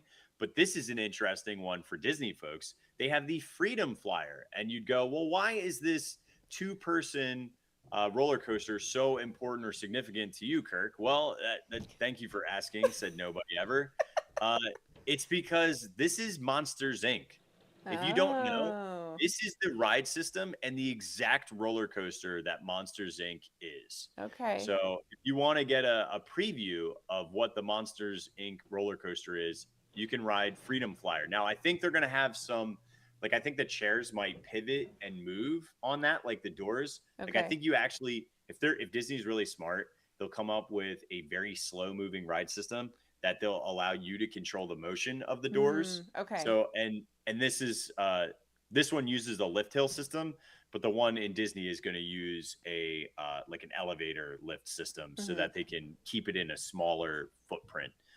But that's kind of cool that you can go ride the Monsters, Inc. roller coaster ahead of time with Freedom Flyer. Now, one thing that is amazing is the price point here is set in the 90s. Most of their ticket costs for everything, like when you buy tickets and packages, you could buy a single day park ticket for $59.95, or you can do just ride 4 rides for $36. Okay. Which I think is the move, because I don't know how much you really want to ride multiples of. Right. But that's really affordable, and they run lots of discounts. They also have, this is bonkers. If you, for food, the food stuff is insane. Their food deals, it's $24 for their meal plan. It gives you 2 meals and a snack. Wow. So even if you are at Universal, you could just pop over here and eat for dirt cheap. You're eating for $11 per meal plus a snack for free. The other one is, if you're a soda person, like a real soda hound, $11.99 gets you unlimited refills for the entire year. Wait. You pay $11.99 year, not day. Year. Yes. What? $11.99 for a souvenir cup to get free soda for a year. That's insane. So, I know a lot of locals that are soda fiends, and they just will drive to Fun Spot, fill up 3 cups, and then go home, and they just get soda because it's cheap. It's free. That's it's basically free soda. Well, especially because you don't have to pay for parking. It's pretty easy to get in and out of. It's not like a Magic Kingdom where you have to take a monorail or a ferry to get to. Yeah. It's the easiest thing to navigate. That's crazy though. Literally, the parking lot's here. You walk in, you grab your soda, you dip. It's right there. Right. You can even get ices too for free, which is pretty dope. So that's a hidden hack right there. Dude, you know what also is a hidden gem? Do you like Annie Ann's pretzels by any chance and don't want to spend I $9? love You can get a pretzels. pretzel for like $3.50 there. That's Annie Ann's. crazy. It's so they're giving them away because again, this ain't Universal, Right. this ain't Disney. They know that, so they have to have incentives. But the Right. soda one is just bonkers crazy to me. Yeah. Now, do they have other food other than like the little stands with like pretzels and stuff like that? Or is it pretty much just all like stands with pretzels and popcorn and that kind of vibe? Yeah, I mean, most of the places are, they have a Johnny Rockets, they have a Sabara. Think 90s mall. That's Okay. where we're eating. I here. love this. Johnny Rockets, Sabaro Pizza, the refueling station, Spuds, which are just French fries loaded with stuff. Okay. They got Dole Whips. What? They have Okay. Clucky's Chicken Coop, which are chicken wings and tenders and sandwiches. They got a Funnel Cake Factory, confectionery, and then my favorite, Annie Ann's. Interesting. Okay. So yeah, it's totally like different name from brand anything places. Yeah. we've talked about, which is so interesting to hear. Which is part of the reason why I wanted to include it in this episode because I feel like again, no one talks about it, no one knows it's there, and it's just such a unique experience. How does a one day? Okay, the dining plan, which is $24.99, gives you the 2 meals, an entree. Wait, 2 meals include an entree, a side, and a dessert, and then 1 snack. So no soda Okay. with that, but at Okay. $11.99, you just buy the soda thing and Yeah. fill I up mean, all day. you pay $11.99 for one soda at Universal half the time. So Oh, look, they actually show you what your entree and snack options are. that's Chicken nice. tenders, French fries, cookie, chicken wings, French fries, cookie, chicken sandwich, French fries, cookie, pizza, breadsticks, Caesar salad, double slice and cookie, stromboli, breadsticks, Caesar salad. Yo, bro, I might be going. Yeah, we gotta go hit Fun Spot up, dude. There's some stuff they got here. Yeah. Mm-hmm. That's nice that they lay it out for you though, pretzels. because so many places don't, and then you get there and you go, "What am I like with those passes for like dining?" It's like, what am I good to have? What am I allowed to have? Yeah, they've got some options Yeah. on here. I am thoroughly impressed with the how cheap that is. Yeah, That's crazy cheap. yeah, That Yeah. is fun. Hey, that's good. All right. right. Now, there are 2, and the other thing that's kind of unique about these places, they're open mad late. They're open until midnight Oh every wow. night. Okay. So if you want to do a late night spin, they also do sell a ticket that's for late nights only. Mm. So if you wanted to ride everything, it's $44 to ride everything, but it only starts at 9 p.m. Oh my gosh. So Wow. if you're a crazy late person, maybe you went to City Walk and you ripped it until 9 o'clock, and you get an Uber over here, and then you just rip rides like a fiend. Right. You could totally do that Yeah. and drink all the soda you want Right, while you're right. at it. Yeah. Now, location wise, where exactly are we looking for? Because you said Okay, there's 2. okay, hang So on, let me where look up. Yeah. where are 2 locations as far as in proximity to everything Okay. else we've been talking Let about? me go back to Google Maps because we need to. Okay. I'm a visual person, so I like to show it. That's perfect. All right, so for Fun Spot America, which this is the Orlando one, Okay. this little red dot is Fun Spot Orlando, and then this is Universal. Okay. So Literally literally, when I said across you the- just have fun in City Walk and then get over to Fun Spot, I wouldn't walk it, Right. but you could walk it if you wanted to. You could go up Universal Boulevard and be here in 15 minutes Okay. if you really wanted to. Yeah. So that's kind of interesting. Yeah. So it's very, very close to Universal and the Universal stuff. Okay. The other one, though, we got to go all the way down over by where, for you Disney folks, like where ESPN and Art of Animation and Hollywood Studios is. We're going to find, where is it? It's over here. Right? Isn't it here? Yeah. It's like closest to Art of Animation and ESPN Okay.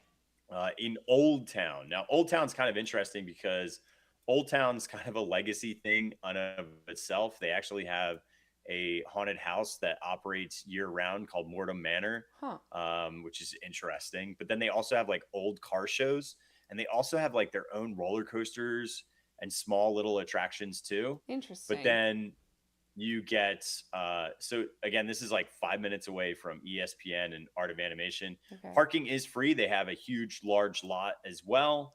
Although parking here can be worse on the weekends, especially when they have a really good car show, because the cars go up and down this main street right here in front of all the guests, which is kind of cool. But then you have, and similar hours here, 10 to midnight every single night.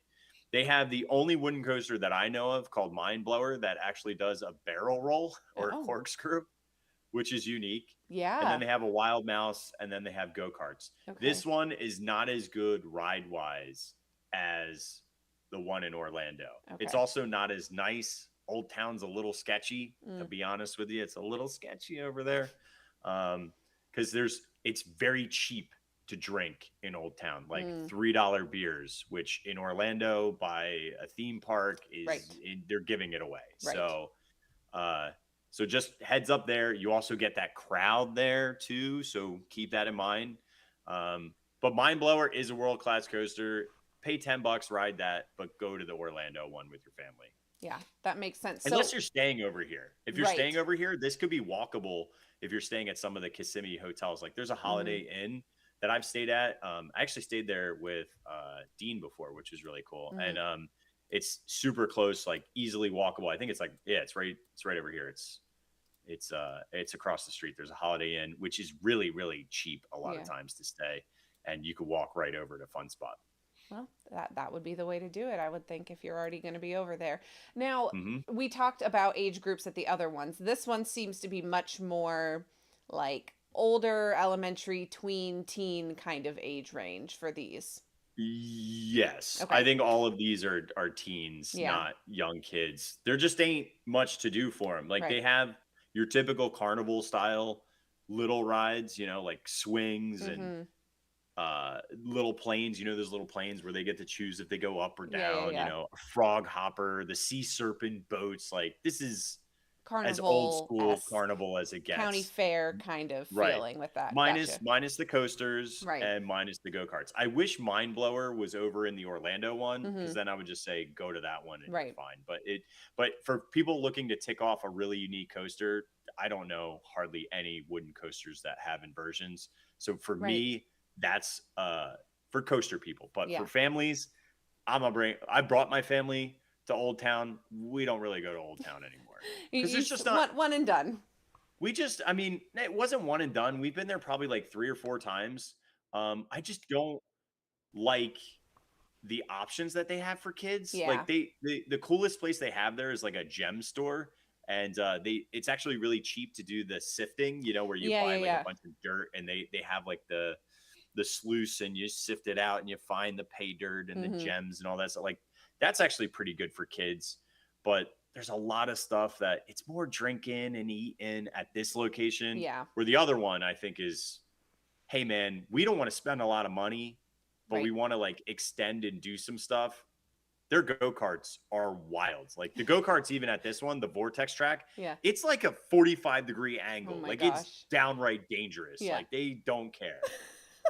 Which is why Fun Spot and Old Town are like that. It's like the Wild West. Right. It makes sense. Now, it sounds like this is definitely like a half-day experience when it comes to either one of them from just the amount that they have. You could do a full day there at the Orlando one for sure. Yeah. Although, you know what? I wonder if there's synergy between the two. I was wondering if you can park hop, so to speak, between the two of them or not, depending. But it probably depends on what kind of pass you have, because they have like where you can just buy the certain attractions or whatever. Yeah, I'm looking at it. There's a 2-day for $70. Okay. But the single day is only valid at one location. So you have to buy it for Orlando or Kissimmee. That's kind of silly. Yeah. They should really have an option that allows you to go to both. Right. They have, again, the 4-ride sampler. Like that's what I would do, honestly, is I would just get that. They do have, which is insane to me, they do have season passes, and the season passes, they're giving those away. That's, oh my God, this is the ultimate one. What's the ultimate one? That's insane. That's who's paying. That's $289 is like the price of Universal ticket Yeah. or Universal season pass. Yeah. That's insane. Oh, wait. 4 free single. Oh, never mind. Never mind. I thought that was 4. You got 4 passes with that. No, you don't. Oh, Yeah. I would not invest in any of that. yeah. Yeah, not worth it. So, yeah, pick one or Yeah. the other, decide which one looks better for And your how many group. rides you want to do, Right. because you Yeah. probably rightfully so, you probably are good with just buying your kids the two $36 things, Yeah. let them go ham on 4 things, and then you're like, all right, let's get out of here. Right. Exactly. You know? Yeah, Hmm. for sure. All right, I think that kind of wraps up our talk about each park. Before we move on to chat about this new theme park app that you have created, just a couple other things I just want to kind of give as like an overview. So thinking about, we've talked about SeaWorld, Busch Gardens, Legoland, Peppa Pig, and Fun Spot. If a family has one extra day in the Orlando area, what is like priority for of those parks that you would say to hit? It's based on your kids and your kids' needs. If I am slightly older or like a mixture of old and young, Mm-hmm. like a teenager and young kids, I'm going SeaWorld all day, every day. Yeah. SeaWorld's the spot because it's got everything for everybody. If I have younger kids like 10 and under, I'm going Legoland all day, every day. Yeah. Those are the 2 spots that I would prioritize. Most people that go out to Busch are crazy theme park or they're from Europe. Europe folks they love roller coasters so much. Like Yeah. that's the jam. So Busch Gardens usually gets prioritized by thrill seekers only. You're good enough just going to SeaWorld if you want to keep it easy peasy. That would Yeah. be my recommendation. Yeah, that makes sense based on what we've talked about, I think. So then kind of looking at that also, I feel like a similar answer, but which of these parks do you feel like offers the best value for the price? Because we've talked about the prices and kind of what you've got going on at each park for the price. Because like SeaWorld and Legoland are kind of similar, Right. right? In Yeah. terms of the price points. Like maybe the best bang for your buck would be if you did that package that included all the Icon Park stuff Yeah. and Peppa and Legoland. Right. That's probably your best like bundled deal. Mm-hmm. I would not say that Fun Spot is the cheapest, even though it looks like It it should be. appears that. You can buy a roller coaster. Like you can go in there and spend $10 and ride the Right. Mind Blower and be done with it. Right. And so in that aspect, yeah, it's cheap if you just want to do like 1 or 2 things. Yeah.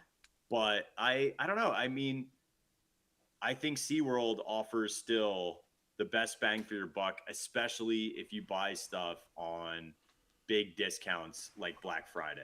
Yeah. Because if you got the dining plan for a family of 4, you could all eat on the dining plan. You don't need more than one because Right. there's just so much food there. And every 90 minutes, if you eat every 90 minutes, Right. you will all be sick to Right. your stomachs, how full you are, Right.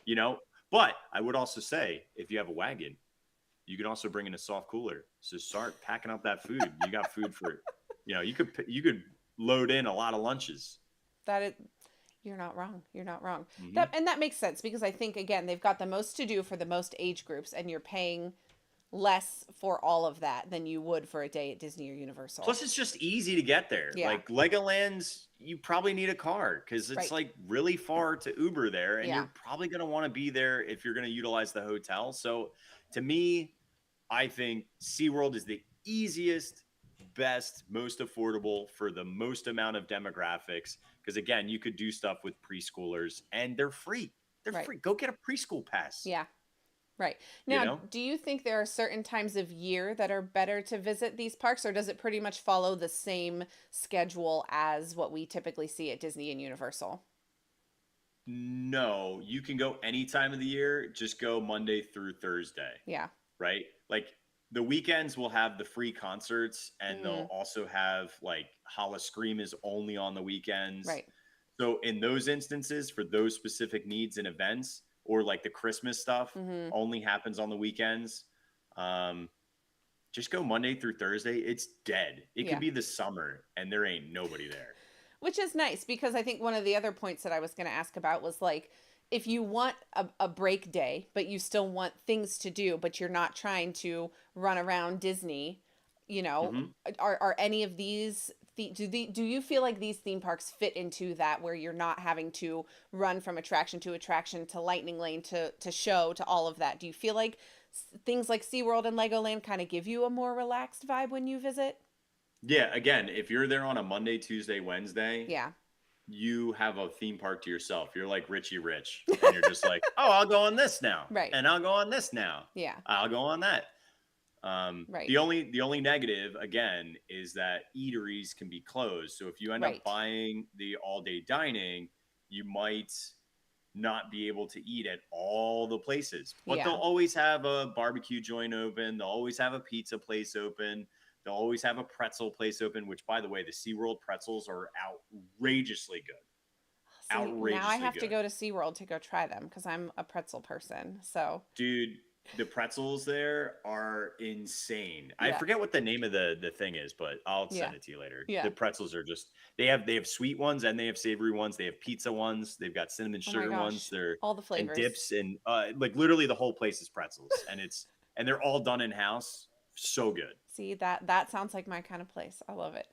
Yeah, me too. Me too. I love it. Well, since we've been talking about all of these different theme parks, let's shift now to let's talk about mode. So, for those of you who don't know or don't follow Kirk over at Walrus Carp, he has had a quite a busy last couple years working on this new theme park app.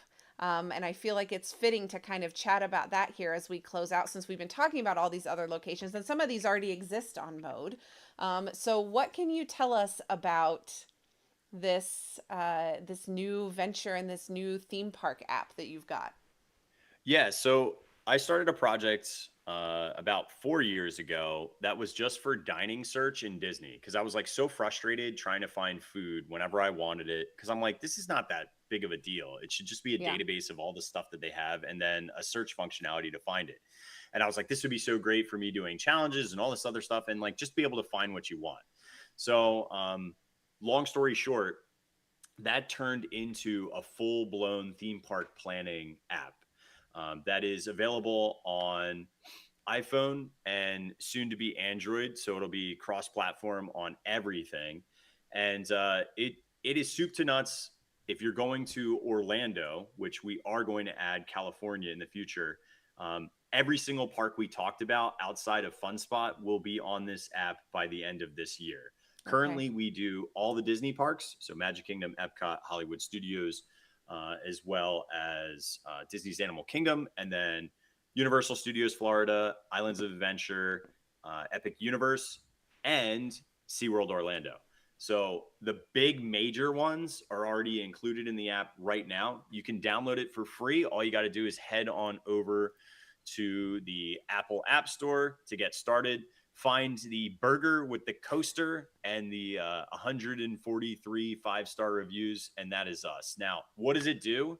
Well, it'll tell you like certain things are annoying. Like we just kept on stacking things that I needed, that my partner Dean needed, and what we thought other guests would want. And we took a lot of feedback from our community to create this product. And essentially, we had we want all the wait times. We want to know what crowds look like. We want to be able to tell if a ride goes down, when is it possibly coming back up. We want to be able to look at every single food menu. We want to be able to search every single food menu. We want to be able to put in an allergy that we have and only get, if I type in pizza, it'll pull back every single pizza. If I type in avocado, it'll pull back every single food item that has avocado in it. And if you put on an allergy, like a gluten allergy, you type in burger or pizza, it will find all the gluten-free buns and gluten-free crusts, anything that you're looking for that you cannot do. That functionality does not exist unless you go menu by menu in each one of the apps. It's Yeah. an impossibility. It does not exist. Plus, there is not a single app on the market that covers Disney and Universal at the same time. Right. Every single one is in its own silo, and we hate that. It's annoying, dude. Like, I don't even want to have all the apps from all the theme parks, and I have to have them, for mobile orders or reservations or to see, whatever's going on in the parks at the times or entertainment. So that's another thing. We did include not only dining attractions. There is also entertainment in there. And then the big one for people like Jackie and probably a lot of the audience here at Mom Street USA is planning. Yes. You can now put a plan together that is dynamically updated with all of the things that you want to do in the parks to explore. So that is what mode is in a very long, annoying nutshell. But yeah.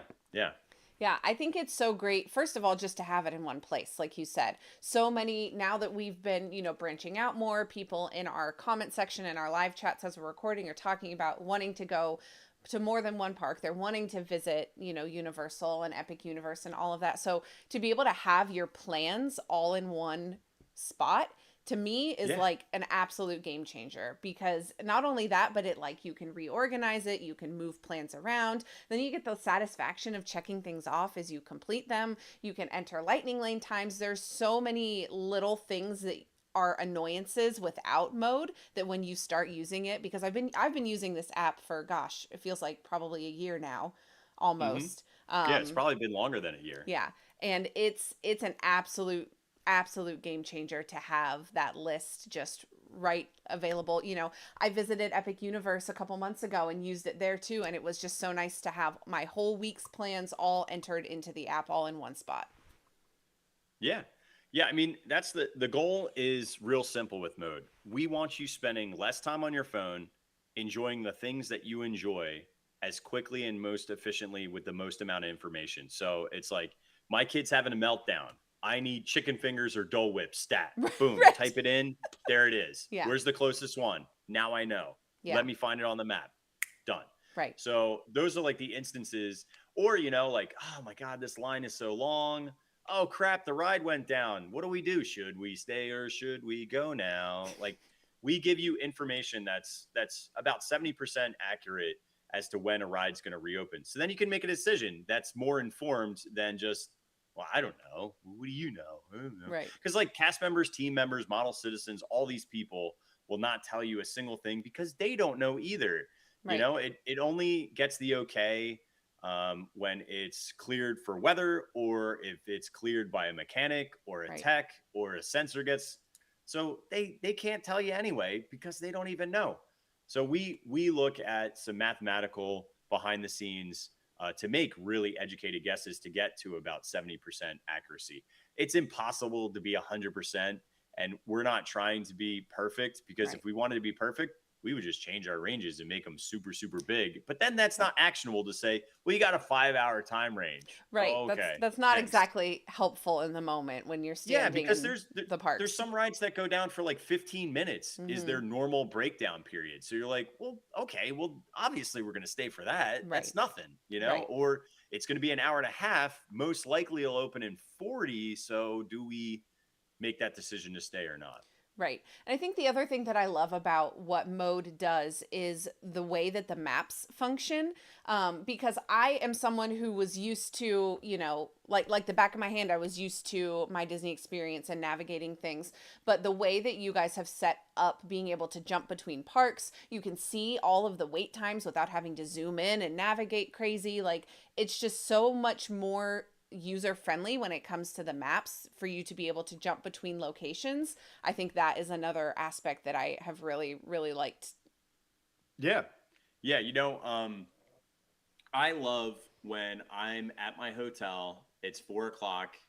We're like just like the puttering period where the kids are taking a brain break on iPads or TV. Mom and dad are on our phones, just sitting there, like just trying to not be as stimulated as you get in the parks. Right. And we go, well, where do we want to go? Well, I don't know. Let's check mode. And we check mode and we just hop from park to park to park. Yeah. I think that's really cool. Speaking of which, I think now is the time, Jackie, that we show mode off. And I'm going to break this tech and try to, because I'm going to have to do a window. So let's see. Let's see if we can get this to do what we want it to do. Boop. Perfect. Did it work? Yeah. Okay. So what we're looking at right now is mode, and you'll see it'll show like crowd calendars and whatnot. So if I look at and the crowd calendars are about to get a major update, which is going to be really exciting. Yeah. Yeah, so right now, currently, if you click any park, it'll show you a 7-day forecast, and this is completely for free. This is for every single user. You get a 7-day forecast.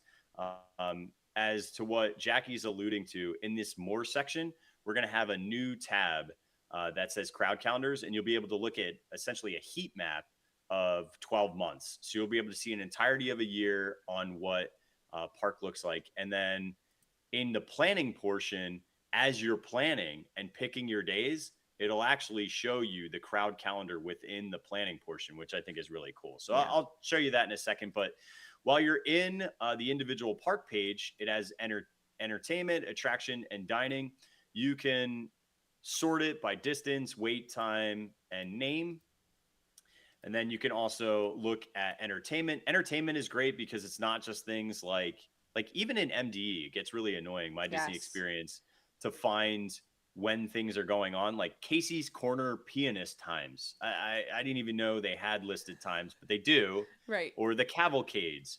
Um, Obviously, most people are just looking for Starlight and Happily Ever After. Right. But the character meet and greets are listed in here too. Like, when can I meet Mirabelle? Which I think all are very actionable, especially if you have a kiddo with very specific needs or an adult who has very specific needs for a location. And then dining's in here. Now, if you click any of the dining locations, it'll pull back the entire menu with pricing on everything.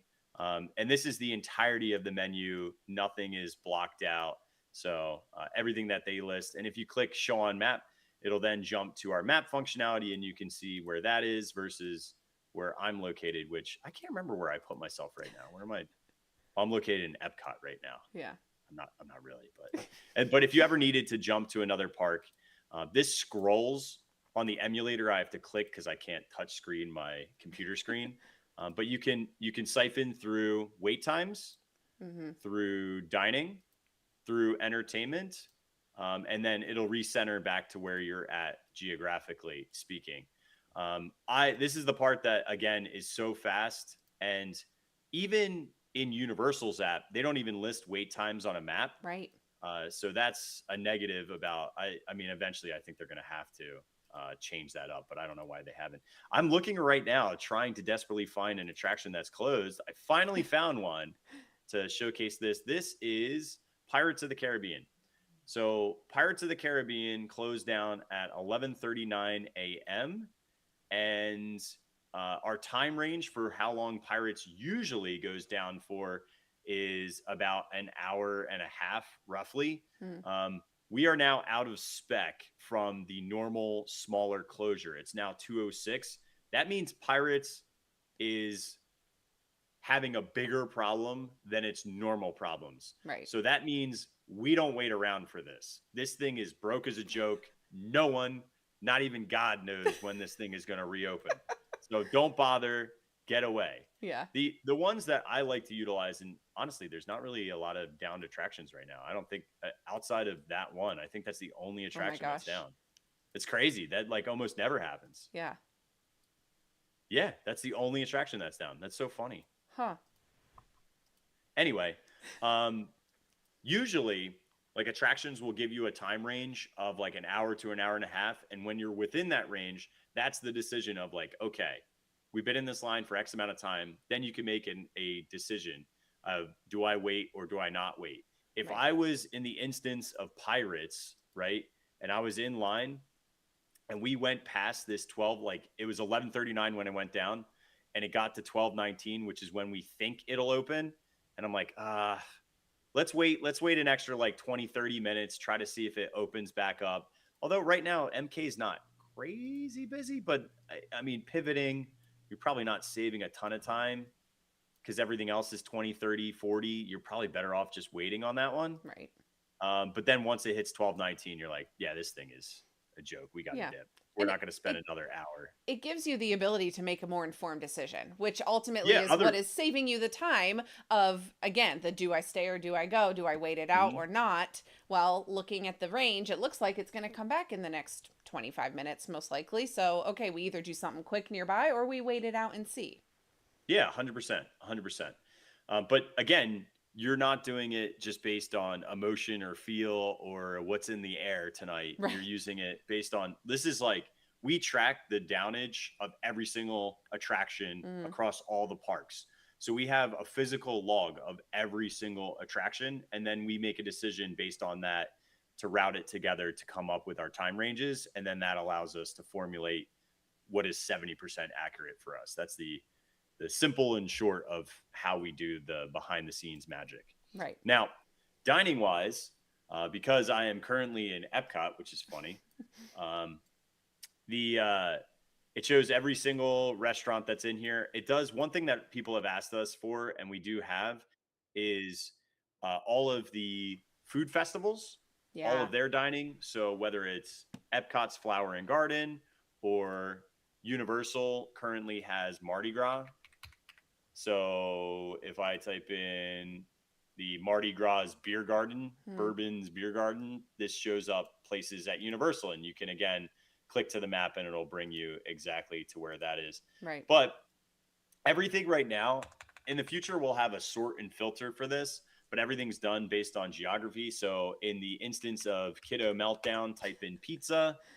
We know that Connections, which Connections, by the way, has some of the best pizza and the best kids offering of pizza. Yeah. It's so cheap, this one, And it's as an adult. and it's a huge portion. 2 sides, like Yeah. that's enough for both my kids. I'll Right. slice that pizza in half. We just paid $4 for each kid's lunch, you know? Right. Right. But then Tutto Italia, Pizza alla Taglio, and Yeah. Pizza via Napoli, and you can just go through and keep sorting. But again, this does everything. So you'll Yeah. notice this is Lowe's Royal Pacific. It does all the Disney resorts, does all the Uni resorts, does every single one of their respective parks as well. I do like that feature pulls what's closest to you first. Because like you said, if Yeah. you're wherever you are standing, it's going to give you the closest option first. And then you can scroll and decide after that, Yeah. but it's helpful to know like because the My Disney Experience app doesn't do that. You're just left to your own devices trying to search and click through menus, and it's not easy to do. Right. Yeah. So, for example, everything will always start out as default based on your geography and Yeah. distance, right? Because that just makes the most logical sense because you're in a park and you need it now. But there are times where I'm at the hotel or I'm at home and I just want to search like Epic Universe. Do they have any of these? Right. We will have a filter and a sort to be able to negate certain areas and locations. And like I had said, right now we're only focused on Florida, but we are adding California because we don't have Legoland and we don't have Busch Gardens. I took photos and we're importing data to onboard those ones. So by the end of the year, you'll have the entirety of the majors covered for Florida. Also, I want to state we don't put Blizzard Beach or Typhoon Lagoon or Volcano Bay as a listed park because they don't have entertainment or wait times, Right. but they do have dining. All the dining is in dining when you're searching. So you can find any, like, I think it's called the Warming Hut. There we go. Warming Hut is the one at Blizzard Beach. Mhm. So you can pull up all the options, the food options that they do have, even though this is at Blizzard Beach and it's not on. It'll show up on the map Yeah.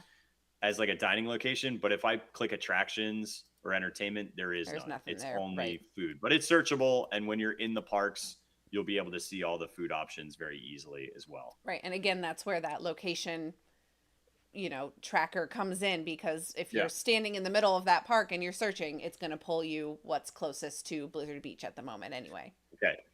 This just in, breaking news. We found out from Jules that Figment and Test Track are down. So this Okay. is in real time, just occurred because they were not down a second ago. So Figment went down right now. We're thinking it could reopen sometime between 2:17 and 3:13, most likely around 2:46. So the question is, it is now 2:12. Do we think it's worth it to wait 30 minutes for Figment to possibly open? When I look around, I see 30 minutes for Soarin', 20 minutes for Living with the Land, 25 for Nemo, 15 for Crush, 20 for Mission Space, 10 for Grand Flow, or what do you call it? Grand Fiesta.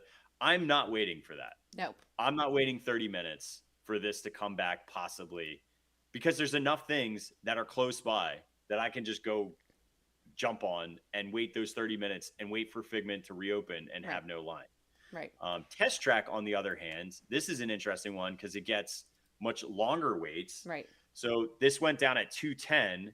We're saying it possibly could reopen at 3:12 as the time range. Again, this is 70% accurate, but it is a guess. It's not 100%. 2:19 is when we think it'll come back. Here's the quandary of Test Track.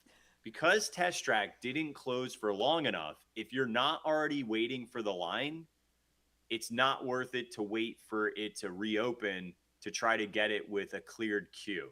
You almost need a ride to be down for 45 minutes before people have had enough and they dip. Right. So this one is only really helpful if you're already in the Test Track line and you're like, oh, well, I don't know if we should stay. Right. That's where this comes in line, where you're like, oh, it's going to open in like probably 10 to 30 minutes. Right. We should just stay. We've already invested, because this is like usually like a 2-hour wait. So, Right. you know, And what's it's the an extra inside time? queue for most of it. So Yeah. you're hanging out Yeah. inside. Yeah. So that would be really useful in that instance. But Yeah. again, that information is important because otherwise you have no information to Right. be able to make an informed decision. But my favorite, my bread and butter of mode is when there's an attraction we really want to go on. For example, Gringotts. The kids love going on Gringotts. It's one of the top attractions at USF. So if I go over to Universal Studios Florida, right now Gringotts has 125.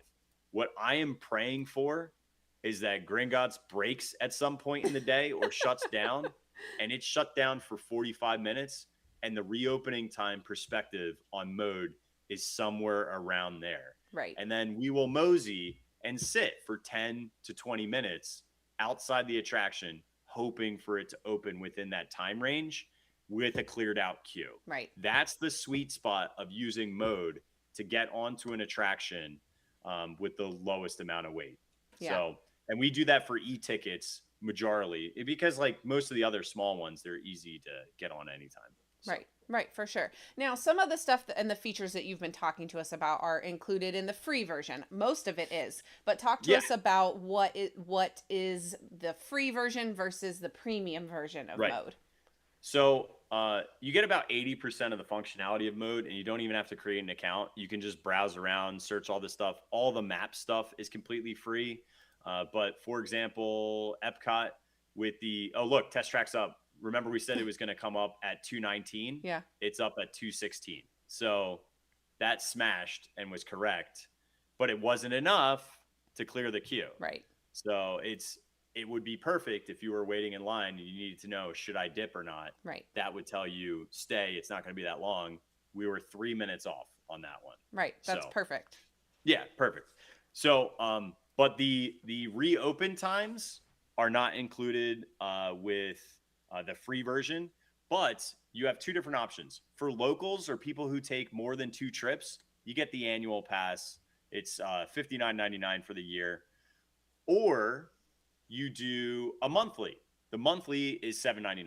So it's $7.99 to get access for an entire month. What most people do is if they have a trip coming up, they'll buy it the month ahead of time and have it the month that they are there, and then they cancel their subscription and they paid $16. But even if you just used it for the month or just your trip, you get an entire month. You get a full 30 days from it, from when you activate.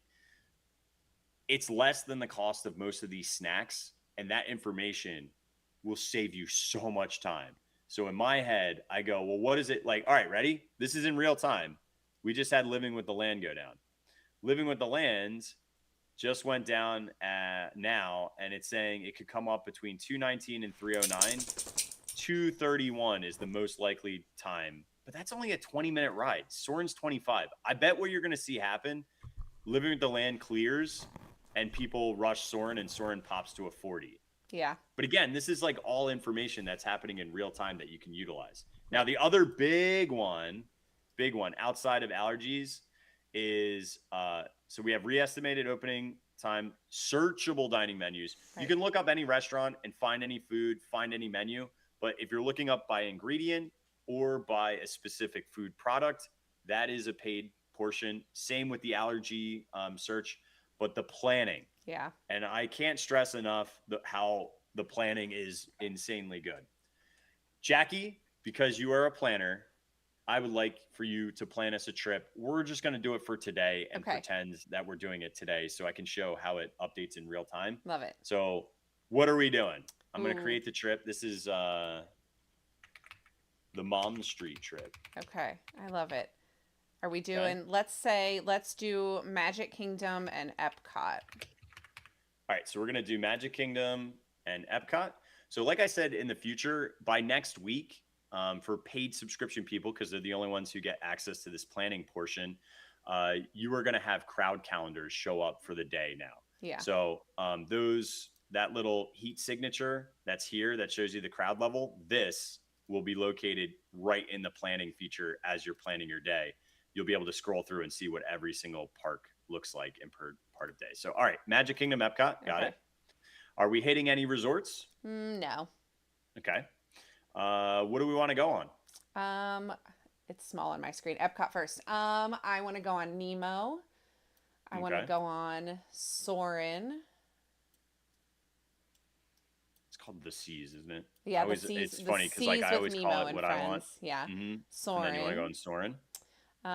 Let's see. I want to go on, what is it? Grand Fiesta Tour with the 3 Caballeros.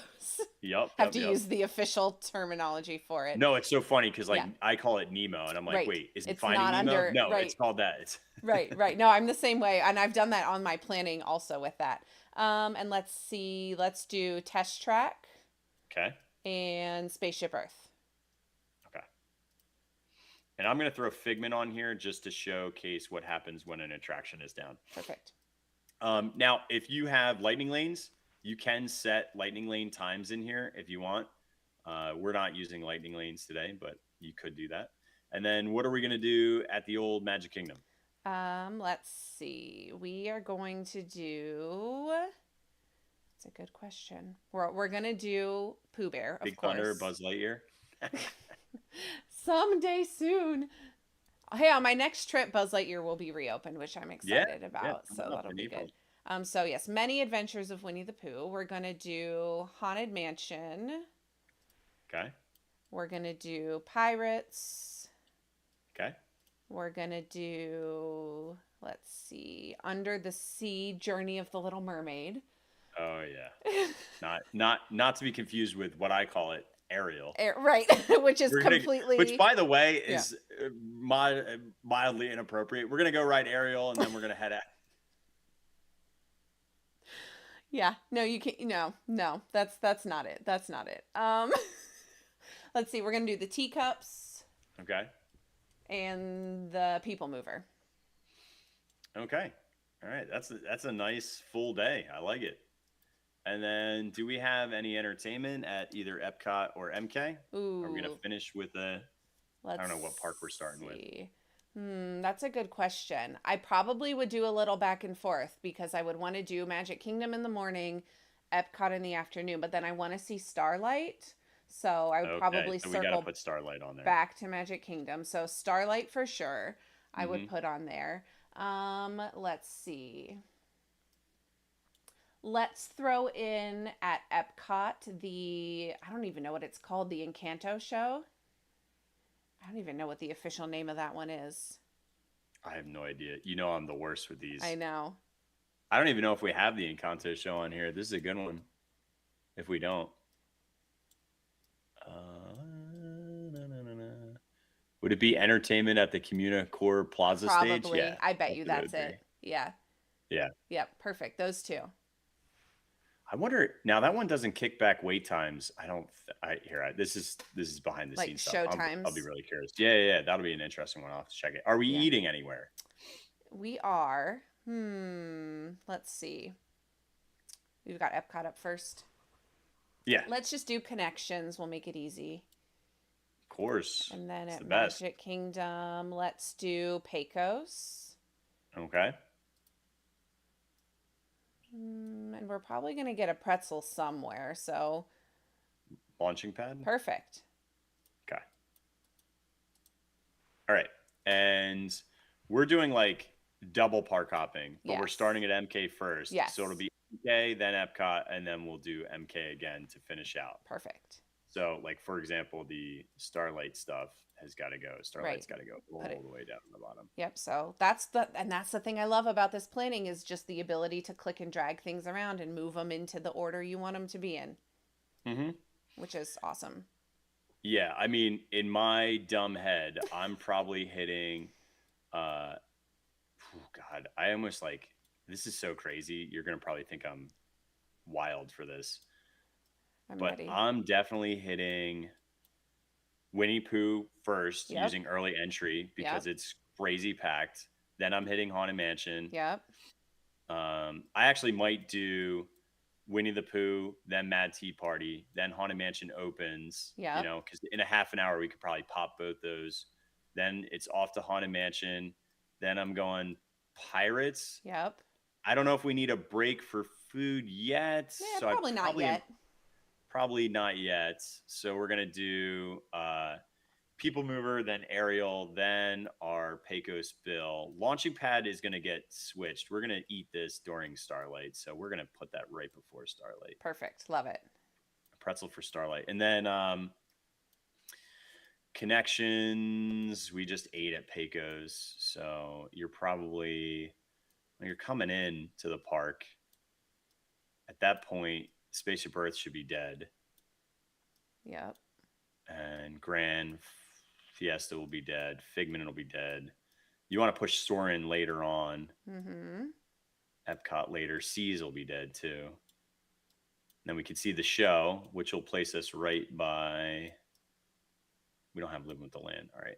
I'm going to switch these around because this makes more sense to do. Yep. So this. he's moving things around based on like where things are at in the park. Yeah, but yeah. Because you don't want to like by jump wait around time. like a crazy person. Right. So Exactly. yeah. So like in my head, I'm sorting this and planning it out based on what attractions are most popular. Mm-hmm. Also knowing that we're coming from Magic Kingdom, we're taking the monorail. By this time, it's probably 3:00 in the afternoon, which means Spaceship Earth will be empty. It'll be like a 20-minute wait. Right. And then we rip it right over to the Seas, then Soarin', then Figment, then Grand Fiesta. We could even put the entertainment before then Grand Fiesta, then more food. And then we decide when we're doing test track or how we're getting on that. And then the launch pad, that's probably good. Beautiful. So now when we get to the planning homepage, we actually have a countdown timer to your trip. And you can actually preview days ahead of time if you want. So you can see what they look like. You can edit the plan. You can also just edit the sort if you're like, oh, you know what, we'd rather do this a different time. Mm-hmm. And then when it's the actual day of an individual plan that you created, because you can create as many trips as you want with as many days as you want and plan out as many days or not as many days. You just keep adding days or day plans to your individual trip. So now it gets updated with this awesome checklist. So remember we saw Pirates was down. Oh, Figment came back up. So that 20 minutes seemed to be about appropriate for how long it was down. But every time you complete an attraction, you can just check mark it off, which my kids have to go in between. I have to hand the phone to the next one because they got to take turns. The next person has to check it off. And then, yep, that is 100% true. I love that. But then, like, for example, if you're like, oh, crap, Pirates is down now. It's out of spec because it's 226. 117 is when it should have opened. So this is way out. I'm going to take Pirates now, and I'm going to dump this actually after Starlight because I don't know when it's going to open. Right. But it more than likely will open up by the end of the night. So I might as well just add it to the end of the night. This will save the plan. And you can back right into here. And now Pirates is all the way down here on the bottom. And then you just tick through all your stuff as you do them. And you can, again, put lightning lanes if you want on here or times. We do want to eventually put in entertainment rather than you having to put in the specific time. I'd love for it to pull the times for that day. Yeah. That would just make things easier. Right. So eventually I'd like to do stuff like drop that. Drop down and select which show time it is that you're planning to go to. Yeah. Yep, exactly. Yeah. And then if you're like me, after a day is done, you want to go back. Well, you can. You'll be able to actually go into the preview days, and this is what it'll look like. It'll show you all the things that you got done in a row, and they're numbered, so you can be like, oh my God, we got through 12 things or 17 things by the end of your day or your trip or your Yeah. plan. That's So always the fun part because I feel like I like in the afternoon I'm like, what did I do? mhm. When did I what order did I go in things? So like when you have a plan, it's fun. You can look back and go like, oh right, that's what I did, or that's what Yeah, that's what we were doing and all of that. So we love that too, yeah. and we love the feeling of pre-trip and post-trip. So I think we have a really fun feature that'll showcase those in Yeah. by the end of the year. By the Right. end of the year, we'll have that. Right. No, that's really nice. Well, thank you so much for sharing all of that. I think it is a huge asset to any theme park trip that you are taking to Florida. And like you said, you guys are, it's only up from here with the different locations you can add and expand and everything from that. For those of you listening, I will be sure to put the information for Mode in our show notes from our YouTube and Spotify or wherever you're listening to us. So that way you guys can take a look and check it out. Like Kirk said, a huge portion of that is available for free without even having to create an account. You can just download it and hop on and take a look and see what you think. Yeah. I mean, again, for the cost of a snack at the theme parks that you regret, I think it's worth knowing exactly where all the food is, Yeah. take care of all your allergens, know when rides come back up, and plan the entirety of your trip. And it encompasses all of the Disney, Universal, and SeaWorld and more. Like, we're just going to add parks. Like, Mode doesn't get smaller, it just expands parks. Right. The biggest thing that people ask is, when are you adding ... Right. And our goal is to have Mode. All your parks, one plan is our thesis. We want you to take control of your parks, and Mode will just keep on adding more. Yeah, I love it. And if you want to keep up with what is going on with Mode, you can actually follow Mode on your favorite TikTok account here. It's just at Mode, isn't it, on your TikTok for that one? It's Mode IO. Is it Mode just IO? because Okay. that's what our URL is. Perfect. And Yep. we couldn't get like just the other one. So Right. yep. Yep. And But if that'll you go. type in Mode and you find a burger with a coaster, it's us. Yeah, so feel free to follow them on TikTok. You can also follow Kirk at Walrus Carp on your favorite social media platform as well to keep up with what he is doing. And also all of these theme parks that we've talked about, Kirk has gone to all of them and has likely covered them in a YouTube or somewhere on his account. So feel free to take a look over there if you want more information. As always, you can always reach out if you need additional information or need help finding it. You can find me, momstreetusa@gmail.com as well. Kirk, thank you so much for spending your time with us this afternoon. I really appreciate all the insight to the theme parks that you were able to give us. Oh my gosh, dude. Are you kidding me? I talk theme parks all day, every day. It's my jam. So this was an absolute pleasure. Thank you, Jackie. Yeah, absolutely. And if you are listening and you've got more input or questions, like I said, please feel free to reach out. Coming up next on Mom Street USA, we are going back to the hub with Duck and Jess. So we will have an episode with them coming up next. I'm not sure what our topic will be, to be determined. So catch us next week for that. But for today, that is all we've got from Mom Street USA. Thank you guys so much for joining us, and I will see you on the next episode. Bye, everyone. Bye. Perfect. Woot woot. Hooray. Good stuff, dude. All right. Yeah. Thank you for all of that. See, I knew you just had it all in your noggin, and then it all just came out. Yeah. It's probably more information than anybody could possibly need for those. But hey, listen, but now you have it as a compendium to direct somebody. So if somebody has questions about littles at any of those tertiary parks, Yep. just be like, we've got an episode for that. And it's not like our Mom Street audience isn't used to us being extremely thorough on everything that we cover. Like that's the norm over here. So I think that's right in line with what we need. And yes, I mean, I think this will definitely guide behaviors for your audience to make decisions, because they probably were already on the fence for a couple of these and they needed somebody to push them to one spot or the other. And I feel like we gave them enough information to make a really informed decision. Yeah. And that's it. And we will definitely have to come back and do some water park stuff too. I feel like that would be helpful to do. So we'll talk about that here. Nobody covers them because they don't make money. They don't make money for creators, so they don't care. They don't go unless they got like a gifted experience. They're not at the water parks. I love them, dude. Like, especially when it gets hot, I'm like, all right, yo, Let's go spill the tea over in Aquatica. Let's Right. go hang out in the lazy river and talk a fool. Yeah, and we've covered them a little bit, like you said, just kind of like overviews and stuff, because we did cover Volcano Bay when we did our Universal series with Duck and Jess. I've covered Blizzard Beach and Typhoon a little bit, but not really. So that's definitely something that we should include in this if it's, it seems like it's something that people want to know more about, and it's kind of, like you said, uncharted territory for a lot of that. Yeah. All we got was Kirk loves Peppa Pig. Yep, pretty much. That's not true. That's not true.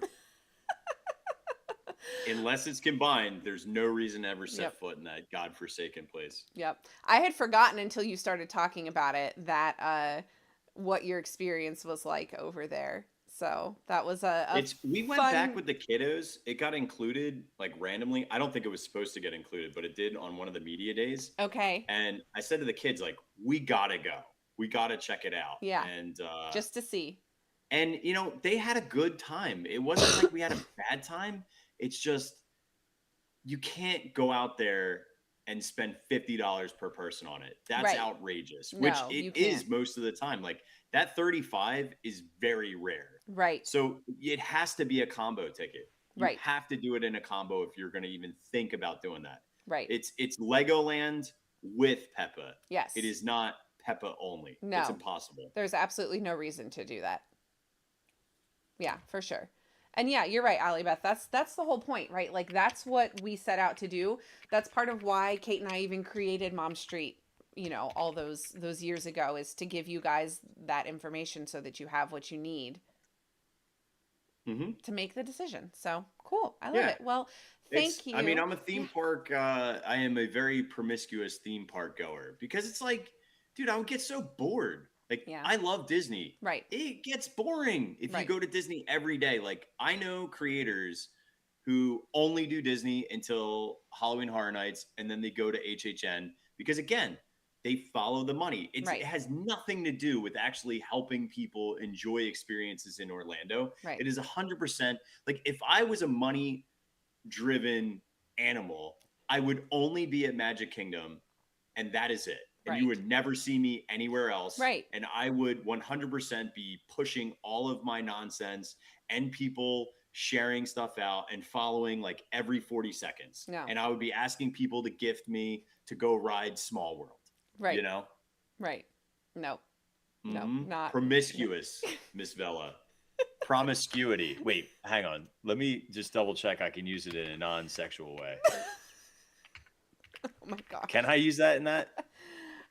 Yes. Well, look, okay, hang on. I mean, what's the official definition? Hang on. There's emotional, there's general behavior, and there's biological promiscuity. It's not always, but it is. I am non-monogamous with my multiple partners that happen to be theme parks. Something like that. To let you know. I love it. Well, thank you guys all for joining us. Thanks for hanging. Kirk, thank you for your time. I'm going to go see what my children are getting up to upstairs with Dad. Someone cut someone's hair. The oven is on, and there's writing on the walls. Maybe. Probably not. Good luck with the spills. Because Andrew is there. So, probably not. Let's be real. But, it's all good. As a father, I don't know. Oh, Becca's getting you. She says it's not the normal use of the term.